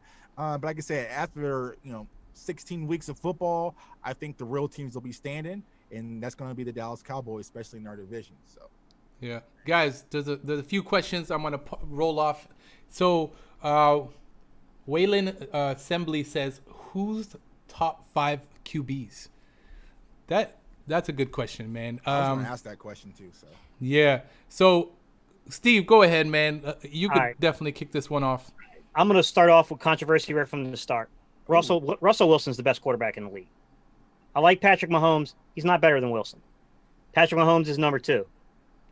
To me, number 3, this is where things I think get really argumentative, but I'm going to still put Aaron Rodgers up there. Even though Aaron Rodgers has been on a downward trajectory, I'm going to say Aaron Rodgers 3. I'm going to say Wentz to me would be 4, and I'm going to say Watson would be 5 to me. Dak is not even in your top 5? Not top 5. Wow. In fantasy, just so you guys know, Dak is top 3. I can see that in fantasy. I mean, I see it in reality too. So Jay, go ahead, man. I know you have a different opinion. I'm still shaking, man, because he had Wentz in the top 4. I thought that's real. I thought we were keeping it real for a minute, man. You let me down, Steve. Wentz in the top 4 quarterbacks out of all the NFL? Yeah, I would. No way. When you're making these top lists, you're projecting on talent. Not necessarily previous production. You're projecting on talent. Ooh, okay. Shout out to my guy, Greg, man. Like I said, he's in there. He said 3. Yikes. Okay. So I would have Pat Mahomes first. I would have I'm an Aaron Rodgers fan, Sid. I know you've heard me say that. Yeah. So Aaron Rodgers is my guy. I would have Aaron Rodgers at 2. I would have Russell Wilson at 3. I would go with Lamar Jackson at 4. Deshaun Watson at 5. Okay. Philly. Okay, so if I got to drop out, of course, my top 5 quarterbacks, Patty's getting the number 1 spot, of course. I would definitely say Russell's probably coming in at my number 2. Number 3, yes, Carson Wentz. Go ahead and put that Wentz man on that number 3 spot. Number 4, I'm going Aaron Rodgers. And number 5, I'm going Lamar Jackson. Okay. All right. Jay, before I go, I know you want to throw a comment. Go ahead. Yeah, never mind. I'm going to change my list, man. I'm going to put Dak at number 1 then, since we do it all. Hey, Dak ain't even on my top 10 list, fellas. That's a shame. Stop my top 10. We're going to put Carson Wentz at number 3. I mean, what are we doing? Yeah. Yeah. Hey, look, if we were to start... how come? You know what I'm surprised? How come you guys... How do you not have Lamar Jackson not in your top 5? At quarterback? Yeah. He's still got a lot of development at quarterback. Okay. I'll take that. Look, I got Lamar Jackson just outside my top 5, but if I'm being truthful, I've watched Lamar Jackson since college because I'm an NC State grad. Okay. I've watched him at Louisville. He's not a developed passer. He benefits a lot from play action and 12-man, to be honest with you. And, when teams shut that down, he struggles to throw the ball. Okay. So mine is not in any particular order. I definitely had Russell Wilson in there as well. I have Patrick Mahomes. I have Dak. 100% I have Dak. I actually have Drew Brees in my, and I have Deshaun Watson. That's my top 5. Yeah, throw Dak in. Hold on, Sid, you ain't gonna put him in order, bro? Yeah, you cheated. Yeah, bro, you can't just be like, I'm gonna put my top 5. I'll tell you, Dak is my 3rd. Oh, I thought he was gonna put him in number one. Okay, all right. No. No. Putting Dak at number 1 is not as crazy as putting Wentz at number 3. It's the same business, man. I also had another question, guys. I just want to scroll back up. Yeah, so somebody said Eagles and Cowboys records this year. So just so you know, I'm going to kick it off. I have the Cowboys at 12-4. So I believe, I don't know if it was Steve or Philly, one of you guys said the same thing for Eagles. So, but that's where I have Dallas, and I have the Eagles at like 10-5. So if I'm gonna chime in real quick again, yeah, I put my predictions for the Eagles. Sorry. No, you're 10-6. 10-6. My bad. Not 10-5. That wouldn't make sense. Hey, look, I think that's the low end. I think 10-6 is our low end, but I do see a 12-4, potential season. So I'm looking at 12-4 on the high end. I do expect some losses, of course, but again, I don't see us losing more than 6 games total this year. Okay. All right. Steve, what do you? Wait, Philly, what do you got Dallas at? Dallas, honestly, I mean, potentially 8-8, maybe 9-7. Oh boy. This next At least, show, man. I gave you, I gave you more love than that, but it's all good. Steve, what do you got? It's the Speak Your Mind channel, bruh. Yeah. Mine all the time. Yeah, man. Some of you guys are optimistic. I'll give you that. I'm gonna say Philly 10-6, Dallas 9-7. I think both are in the playoffs. I think the Eagles will be like a 3 or a 4 seed, and I think Dallas will be that last seed kind of getting in. Wow. Man, I can't wait till November till we rewind this video and I could just sit back and laugh. Jay, what you got, man? I got Philly probably at 9-7, give or take. And I have Cowboys probably at 11-5. Yeah, I feel like 11-5 is comfortable for that. 11-5 for Dallas, and then Philly 9-7. Like I said, man, it's just hard. Like I just don't know until I have to see it. I have to see it. Like once I can come back to after week 3, week 4, kind of see what things look like, that I can really break down in the schedule. But as of right now, just going off what I see, I have Philly 9-7. I don't think Philly's going to make the playoffs this year. I'll put that out there. And here's the thing, guys. I'm a wing guy. I love wings. I know, So yeah, I was gonna bring that up earlier, y'all bro. Wanna put some wings up on the division. I'll bet some lemon pepper wings or whatever you guys like. And we could do that. So, all right, hit me up, Cowboys fans. We'll do that. We'll do it. Yes, sir. You want some? Y'all want some action? Some wing action? We getting in on that action, brother. Okay. All right. Cool. So somebody in the chat brought up the top 100. That's my brother. And it's my brother who is one of the biggest Dak haters I know, but he's a Cowboys fan. Yeah. But this is what I'll say about the top 100, guys. Understand the timing of when that list is made. It's made pre-Thanksgiving. It was before the Cowboys fell apart and before Wentz took over and led a practice squad team. That's when they voted on it. And let's be honest, most of the players, they only get 20 picks, and most of them only fill out a couple of guys they know, a couple of teammates, and then they push it off to the media department. But you guys had some dogs in there. But Wentz was on it the year prior, though. Yeah, he was. And then he fell. But we're talking about this past year. You got to look at when they made the list. You know what I'm saying? Like, you're talking about before Thanksgiving. I think you're just hating because that's the sample size you had. Then of course that's going to be your result. You know what I'm saying? I think you're just hating because garbage. Like how that top 100 list was complete garbage. But I think how do you not acknowledge Wentz being even on the list when, in my opinion, I might be wrong as an Eagles fan, but hey, look, I'm thinking that Carson Wentz had a better season this past year than he did the prior year before. And somehow he still didn't make that list, but he made it the year before. So I'm not putting no stock into that top 100, that popularity vote contest, whatever you want to call it. I think you're just mad because we had 6 players go in and you guys had 5. Pat 1984. I don't want to comment on the Brunson and Vach, but this is what I will say for Vach. Vach, I love your content, but you ran from me, bro. Ooh. Calling somebody else because you knew I would destroy you. Whoa, man. I gotta get my guy Vach on the phone, man. I gotta see that show down. Y'all love your content, bro. But you ducked the crap out of me. Let's get it. Wow. Yeah. Philly Fresh has been like blowing up the chat, saying that nobody. I didn't get it, so I wasn't really paying attention. But I will definitely go back and read some of his stuff and see what. You and Vach's numbers, guys, man. Y'all do homework, man. So Yeah, man. Yeah. And I love Vach. Vach is an analytical Yeah. dude. He Yeah. made some very questionable comments with Brunson. And I had some people reach out to him and say, hey, let me talk to you. Let's talk with two people who really study the numbers. Right. And he was like, look, I don't really do these debate style things. Duck me, Okay. bro. Duck me, So man. Pat Come on, 1984 said, "Vach ran, laugh out loud, sure." He did. Ain't one of the problems. He did. Yeah. Okay. If you don't know me 1984, you better look me up, bro. Wow. Listen, so Bashir, just so you know, he says, call me crazy. Didn't Dak make the list at 96? No, he did not. Dak made the list at 46. Just so you know. And Zeke made the list at 24. You know? But like I said, you guys still had 5 players go up.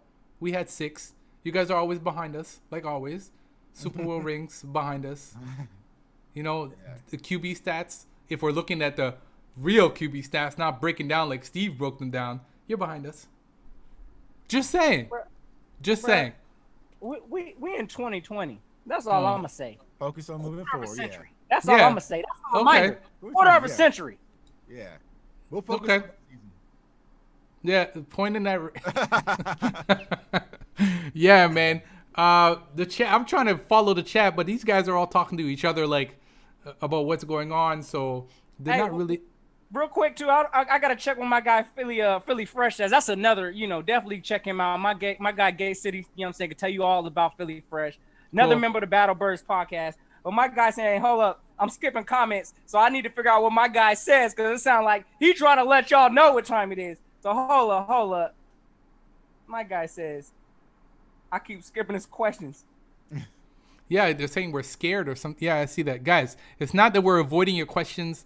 The chat is going up so fast that we're not able, and we're talking amongst ourselves, that we're not able to catch all the comments. We apologize. I'll definitely. No, here's the thing. Hey, Fresh. Because I'm only watching. I see his comment, guys. Fresh, we're going to get him on the podcast, man. Just relax. Oh, yeah. They want you on. Yeah. Get him. What's that? Like, Fresh, we'll get him on the podcast. Just relax, guys. We'll get him. They'll come on. Sound Okay. like y'all fellas gonna have another appearance, fellas. So yes, sir. Oh, hey, In equals fashion. It Roast is. season. Hey, it is. Roast it is. season. Yeah. Yeah, don't worry, man. Jtuck, you were gonna say something. Go ahead, man, about all the comments. No, I don't say. I'm not ducking no questions. I'm just on my YouTube, so I'm only seeing the questions that's coming to my YouTube. So if there's any other questions coming to me, man, bring me the smoke, because I'm all for it, man. Like I'm saying, like, it is what it is. I don't run from nothing. But like I said, I want to come back and look you guys in the eye after that first game, and we'll go from there. And like I said, if you guys want to put some wings up or something like that, we could definitely do it.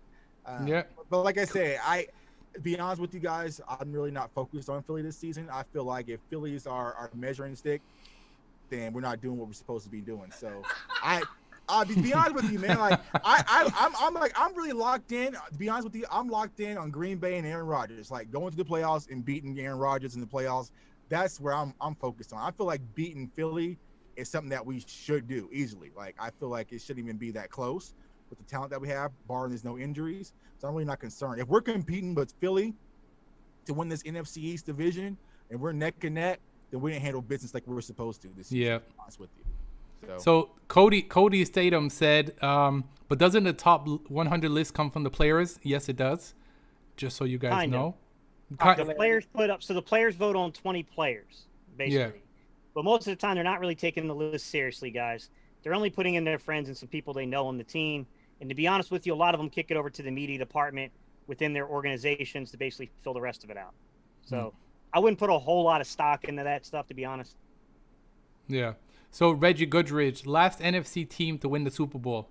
I'm not even going to answer that question. Hey, don't even trip. I got you. You know what it is. Hey, But you already know. Ain't no answer needed. You just said we Just focus pause on that question. Let him answer it in the chat. You just said we focusing on 2020, man. Yeah, man. What happened to all that, man? Yeah. We got to get Jtuck top 500 and see if our podcast, we can be 100 plus deep in the chat. That's from the Philly Talk podcast. Yeah, man, hit me up. Like I said, at Twitter at Jtuck151. Also on my YouTube channel, Cowboys Fans Only, man. I'll appreciate hop on any channel and talk this Cowboys football and Little Eagles football, whatever, man. So it is what it is. Like I said, Yeah, man. I don't run for nobody. So We'll hit you guys up after this, guys. Like, we might have to do it if you guys want to. We'll do it like on a Saturday or something, because if you've never watched our lives, man, they're a marathon. You can add no shit. Yeah. Oh yeah. Okay. Go strong, fellas. Because this time I'm gonna bring my gang with me. So my guy Nix, I know he's in the chat. Yeah, yeah. My guy Spoonie. So we're gonna bring the Star Gang with us, man. We're gonna load up the clips and really get things moving, man. So let me know. We'll definitely link up again, man. Like I said, I'm having a blast right now. Listen, I think what we're gonna do is you guys could bring somebody else on. We'll definitely bring Star Gang on, and I think we can go like a good six, 7 people easily on OBS, and we could definitely 6-hour chats, man. Like, yeah, man, we've done it. We've done it. Yeah, man. So Bashir Ranbo, yes, I do have Twitter. It's SydDC, the number 4 life. So again, it's SYDDC for life. That's my Twitter. You can definitely hit me up and add me to Twitter. Add anybody. Add all of us. And I'll flip it over just so we're going to go to the, I believe it was a Champions. Yes, it's the champion screen where it shows all our trophies in our Twitters. But as you notice, 5-1. 5. Guys, I have to be honest. You notice how our trophies are nice with the Dallas Cowboys helmet? I was on Google for like an hour trying to find a nice picture for you guys, and this is the nicest one I could find. Oh, they got switched around, man. I am not Philly Notion. Philly Notion is up there. Yeah, so it did switch around. So I'm going to switch back. Yeah, from when Philly Notion turned off his camera earlier, it jacked up everything. So I'm just going to leave it on this screen. So, guys, we've been at it for an hour and 47 minutes. Before we wrap this up, we're gonna go to 2 hours, so we'll go for another 10 minutes. So guys, if you have questions, we got another 10 minutes on this stream. We're definitely here. This was hot. I don't know if you guys agree, but this was great doing. Yes. Steve, you're one of the hardest guys to reach, man, because my man Philly Notion all day was texting me. I'm trying to reach him. He's not responding. He gave me a thumbs up, but he's not responding to my tweets. Hey, but what I tell you though, I was like, hey, but I believe in my brethren. He's coming through. Guys, if I say I'm gonna be here, I'll be here. Don't worry about that. He was doing research. He was finding all them he was writing notes. He's got notes. Jtuck, they don't call me stat sheet. They don't call me stat. Man. No reaching, yes, bro. Oh man. Now I know what I'm dealing with, man. I gotta go do some homework, man. Nah, I was hustling today, guys. Okay. Man, that's the only way, bro. You know how it is when you do YouTube, bro. You got to find where you can work, and you got to hit that crab hard. Right. Yeah. That way you can put up the content. I think a lot of people don't understand what goes into doing all of this. Like, you know what I'm saying? Like, it's a lot that goes into it. So for all the YouTubers, I don't care if you're Giants YouTuber or whatever you're doing, man, I appreciate the hustle because I definitely understand what it takes, man, because it's not easy to hop on this camera, come up with ideas, do the research, put the show together, navigate the show, do your graphics, own technical work, so, man, so respect to everyone out there doing this, whether you're Cowboys, Philly, wherever, man. So salute to all the YouTubers out there, because I think there's this kind of this idea where since we don't have press passes, we're not knowledgeable. And as you see, man, my guy Steve broke down stuff. As a Cowboys fan, I even held on. I'm like, where the hell is he pulling this stuff from? So, I'm like, what the hell? Like, where do you even get that stuff from? So I mean, to be fair, Jtuck, I'll give you the positives I see in Dak. Right. Look, deep ball accuracy, Dak was good. Right. Okay. We can argue and say it has to do with receiver production, but the bottom line is receiver production or not, he was good on deep ball accuracy. Right. Can't take that away from him. Like, you look at air yards to the sticks, right? So how close you're throwing it to the first down marker on average. Okay. He was throwing the ball down the field. He was pushing the ball down the field. When you look at things like his time to throw, he was decent. I mean, he wasn't like Wentz was getting out about 2.71 seconds. I want to say Dak was like 2.8 something. But I mean, he's not holding the ball longer than 3 seconds. He's not holding it too long. Right. Stuff like, I mean, there are positives with Dak. Like, I'm a guy that looks at the totality of things. Right. And I'll be honest with you. as much as I don't believe in Dak's talent versus Wentz, it's not a one-on-one competition. Right. And they're not even playing each other. They're playing the opposing defense. Yeah. Right. Yeah. And the one thing I will say is Dak gets time because he's got an offensive line that will block for him. Right. I think he top 5, 6. He's definitely top 10 and pressure rate. I mean, the offensive line keeps him upright. Right. I mean, it was unfortunate he took a shot before the Eagles game and we didn't get him 100% healthy. Yeah. But look, I'm not a guy that thinks that Dak can't play. And there was a question in the post, guys. I saw it. I'm not ready to say that Daniel Jones is better right this second than Dak Prescott. Do I think Daniel Jones has more talent than Dak Prescott as a passer? Sure. I think he's got more arm talent. Right. Is he a better player than Dak Prescott right now? No. No. Right. I don't agree with that statement. And you know what? And the reason why I'm cutting you off is because the reason why you answered that is because you saw the question in the chat, right? Yes, sir. Because we do have a New York Giants fan tuning in. Gate Ooh. City, will Jones be better than Dak? So thank you for answering that for sure. I just also want to go ask Jtuck how he felt in our group chat after we won that chip. Laugh out loud. You know what that's about, Jay? Nope. Okay. Okay. So shout out to Sid passing 500. That's where the subs really start coming in. Ask Steve. Yes. Okay. So I'm telling you, like I told you before we jumped on here, man, your first 100, hardest thing in the world to do, in my opinion, man, in terms of YouTube. It doesn't get any harder. There's nothing like turning on a camera and talking to yourself. Right. Right. Facts, bro. Facts. There's Yeah. no feeling worse than that. I think you two are very smart in the way you're approaching this. One of the biggest keys to my success here on YouTube was the fact that I was smart enough to go watch this guy named, at the time he called himself Philly Mike. It wasn't even the Philly Talk podcast. It was just Philly Mike. Okay. And I watched him and I said, I like his content. Let me just message him in this thing and just let him know I'm like, hey, what's up? So he looked me up. So I was a content creator. We started talking and we decided, you know what? Let's do kind of like what you guys are doing. Let's start doing lives together and talk together and Yep. start building a community. That matters, man. Like building that community is essential. And, you guys are doing good, man. I mean, Sid, you said you started in December. You already got 500. That's not bad. That's pretty good growth rate, to be honest with you. Man, I caught Philly Notion because my guys, I think it was Reese or Mike, one of these two hit me up. Philly Fresh or Philly Mike was like, hey, man, you got to go check this dude out named Philly Motion. So I went to his channel and I watched that intro. Let's warm it up. Yo, he had me hooked right from the start. Yeah, man. I was like, yo, this dude's going to be good. Like, he's going to do really well on YouTube. I can tell. Yeah, man. I spoke to Jay. I think I told you about him, Jay? About Philly Notion. I think Philly hit me. He hopped in one of my chats like the other day, one of our shows, and then yeah, man, it's just he jumped in on one of mine too, and I think I remember him. That's why I reached out to him. And yeah, man, Philly, I have to tell you, man, watching you had me.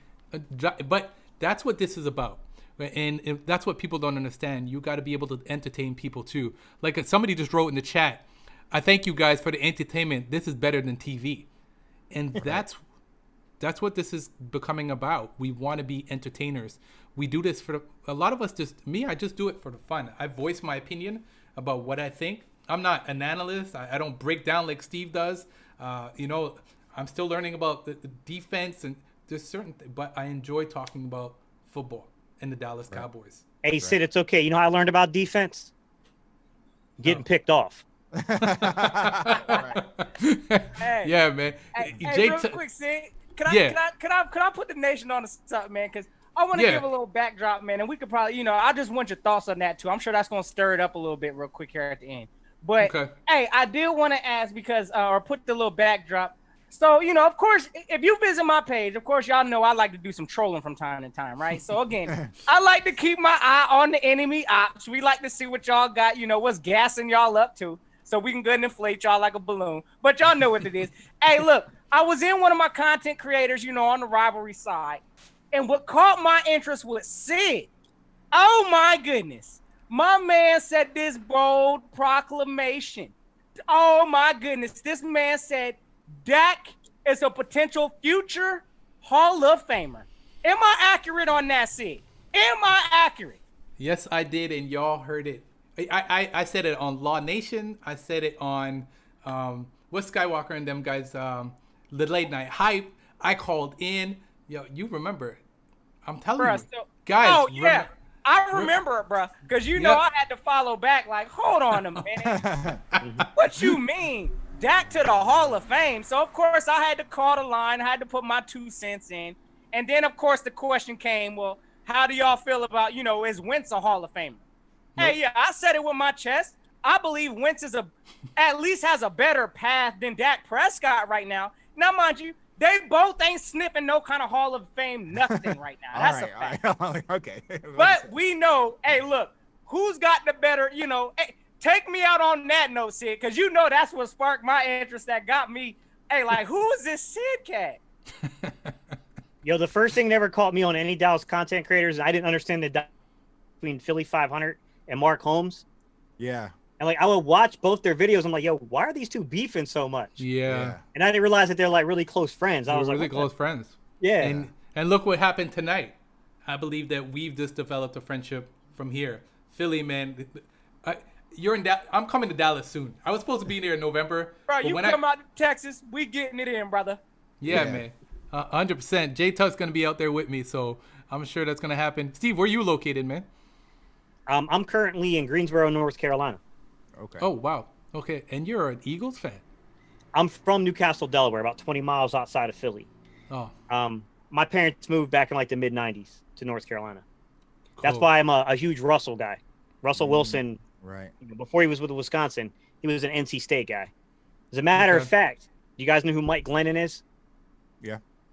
What if I told you the head coach of NC State made an executive decision to allow Russell Wilson to transfer out to Wisconsin so that way he could play Mike Glennon?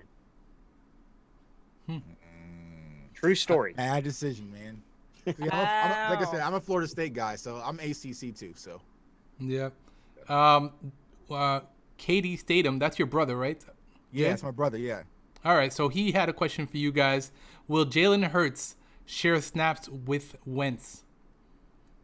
You guys touched on that earlier. You believe yes at some point. I mean, at some honestly, point. if I don't see them. I don't see a big expand playbook of that. I mean, we may see him on some goal line situations. But my opinion, I don't want to see Jalen Hurts like that. This is the Carson Wentz show. We need to go ahead and put the ball in his hands. But it is possible we may see him if we get down to the goal line of some sort, or I just don't think it's going to be a heavy dose volume of Jalen Hurts this year. Okay. And how come you guys are having contract negotiation problems with your man? Zach Ertz? Yep. Well, I mean, we all know the answer to that, man. Look at 2021's cap number. Okay. I mean, let's be real. I mean, the last time I saw it and I heard it got up higher than that, they were $50 million over the cap. The Eagles got a lot of agent expiring contracts on the book. And I'm going to be honest with you, the team that will show up in 2021 will look a lot different from the 2020 Philadelphia Eagles. Rebuilding. A lot of fan favorites, and I keep trying to prepare my Eagle brethren and sister and for this. It's coming. The purge of the Eagles roster is going to happen following this season. Some fan favorites will not be back. It's just the nature of football. I mean, but I thought you guys had this trajectory that you're talking about. So wouldn't your trajectory be going like this? It's the revolving. The birds are falling. The not if the birds young are falling. talent can produce. I mean, a lot of the guys that'll probably be off the books are going to be like Alshon Jeffrey, Deshaun Jackson, Marquise Goodwin's a goner, pretty much. I doubt they bring him back after this. You look at Brandon Graham. I love Brandon Graham, but I would love to have him back as a veteran pass rusher. He's not coming back at $17 million. Right. I mean, there's a lot of guys. I would not be surprised to see Fox have to rework his contract because I think we got like 3 people on our O line. Oh. Yeah. So I mean, there's going to be some changes coming. Like Brandon Graham is a huge fan favorite. He's not a lock to be back next year, and to me, that's a major move. Djax is a major fan favorite in Philadelphia. Possibly could he come back on a rework contract? My money would be he's probably gone. He'll be 34 at the end of the season. He's probably gone. Alshon, definitely gone. Yep. Yeah. I just, there's going to be a lot of guys that. So you guys are going to be rebuilding. Roster, it's going to be different. If you guys don't do the Super Bowl this year, you guys are rebuilding next year. So that means no Super Bowl for you for the next 10 years. I don't think it'll be 10 years. I don't think it'll be 10 years, but I definitely listen. think that, look how long it took you to get one ring. Look how long it took you to get one ring. Bro, what is it was worth the wait. Hey, it was worth the wait, and it came the way. Sir. It came the way only the Eagles could do it, by losing almost your entire star power, and still somehow winning the Lombardi in the end. If you heard, I can explain to you how they did that. If you heard Doug Peterson's presser at the parade when we won the Super Bowl, this man went up there and said, "This will be the new norm." And I'm gonna tell y'all right now, fellas, that's what we've been seeing since he's been. Steering the ship. We've been contending for playoffs. We've at least had a chance year in and year out. Did y'all make the playoffs after that? You said, did we make the playoffs after it? Yeah. Oh, yeah. We made the playoffs. The season after? Yeah. Yes. We got bumped out by New Orleans that year. Oh, yeah, that was. You guys really got in last. We're consistently in the dance now. Again, we know we got our challenges with the injury stuff, which, again, we need to see that this year from Carson Wentz. But again, brothers, I'm trying to let y'all know we are in a stat right now of this is the new norm. So y'all could expect to see us in the dance year after year for this next generation, fellas. Y'all handed the baton over. We appreciate it. So I'm going to end it with the Cowboys fans blowing up the chat, and then I'm going to turn it to you guys to announce where everyone can find you. Ben Barr, what did he say? Oops, I lost it already. So, here we go. Eagles season.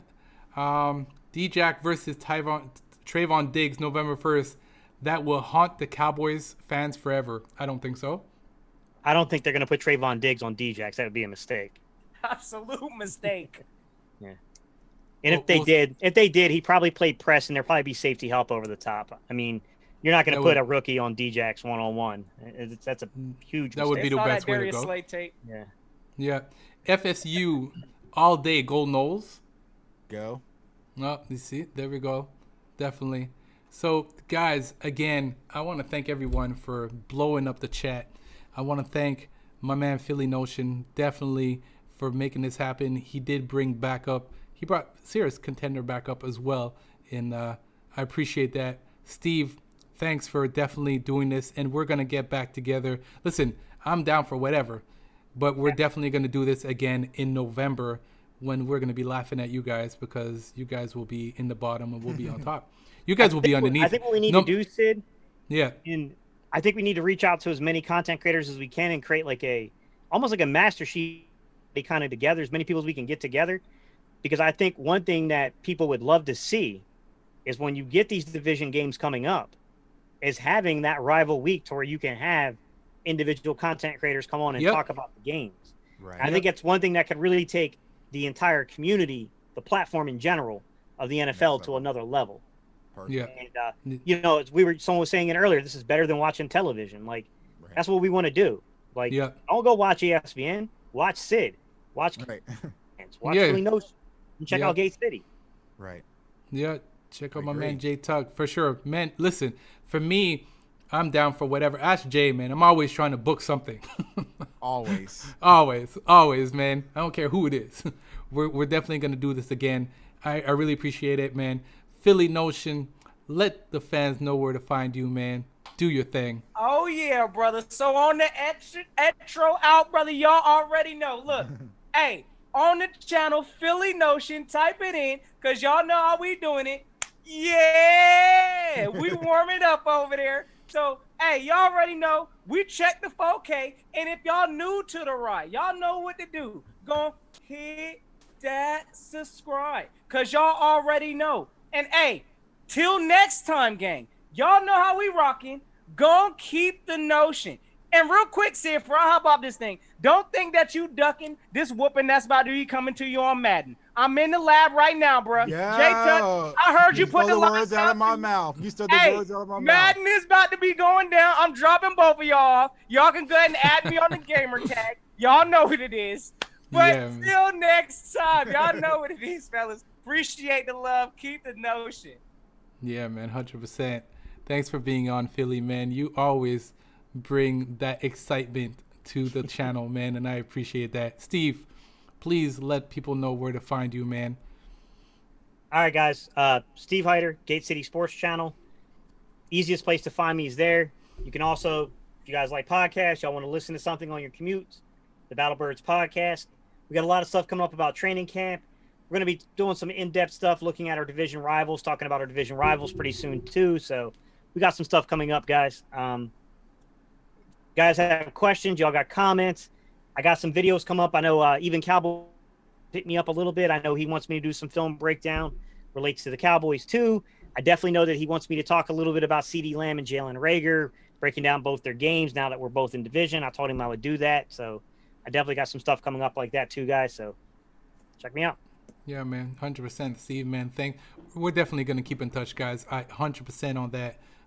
We're definitely going to go back and forth throughout the season, I'm sure, as well.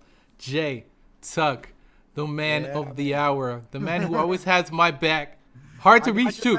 I wasn't going to let these Eagles fans jump you, man. So, I definitely got my boys back, man. So. Yeah, man. Yeah, I got to understand. Yo, Steve, just like you're hard to reach, it's not that Jtuck's hard to reach. It's just that when you reach out to Jtuck, he comes at you like he's angry. I might just make it quick, like, bro. Hey, I don't know if my boy Philly Fresh is still in the comments, but I thought Philly Fresh put an APB out on me, bro. Oh, man, like he done called me, text me. I was like, man, I'm about to be on a milk carton if I don't answer back. Yeah, man. Jay, man, let the fans know where to find you, man. Well, contrary to what Sid's saying, I'm not hard to find, man. So you can find me on my YouTube channel, Cowboys Fans Only. Comment, like, subscribe, somewhere down there. Also, follow me on Twitter at Jtuck151. Like I said, I follow all Cowboys fans back. And if you're an Eagles fan, just say you came over from the show, then I'll follow you back because I don't trust everybody like that. So, and also follow me on Twitter at Jtuck151. Not Twitter, Instagram at Jtuck151. The Facebook group, shout out to everyone on Facebook, Cowboys Fans Only. And for all you Madden players out there, like my guy Philly Notion was saying, if you want smoke, hit me up on PlayStation. I'll put my PSN in the chat, man. So add me on PlayStation because as soon as this is over, we're about to get right back to it. So if you feel that confident about your Eagles team, then pull up. Let's see. Listen, I'm pulling up. All right, pull up. Listen, I'll tell you what, Philly, man, I'll announce it right here live. Yo, Jtuck's hot, man, on Madden because he intercepted me, I think, 4 times. And I thought in the beginning, I was doing my thing, man. But then I don't know what happened. It's like a madness switch flicked on and it was over.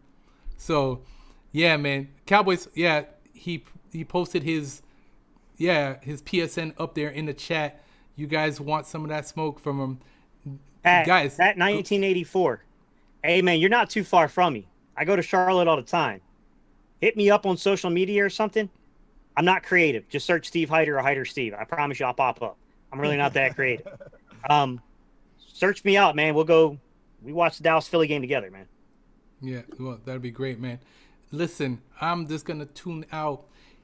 Guys, thanks for tuning in. Don't forget to click that subscribe button.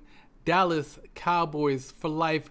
Guys, if you can't click that subscribe button now for these guys' channel, go back to the stream. Get their channel, their information. It's going to be in the description as well. Guys, please help us. Click that subscribe button because like we've said, this is a daily grind and it's not something that stops. It's something that's every day for us. And we always try and get the good content. Yeah, man. Before we chime out, Jay, count those rings out, man. Let the fans know how many we got. How many we got, Jay? Got 1, 2, 3, 4, 5, 6. Oh, that's cap. That's one on the way. That's one on the way. That's one for good luck, man, because we know it's coming. 2020, man. Yeah. 2020. Philly, show your one ring, man. Hey, bro. Hey, y'all already know. Go and check the ring. Y'all know what finger it's on. Read between the lines. But we on a quest for another one. So we about to handle that this year. Let's get it. Yeah, man. So thanks again to fans for tuning in. Stay safe, man. Do the social distancing. Do what we got to do to get this world back to normal. It's your boy, Sid. And I'm out.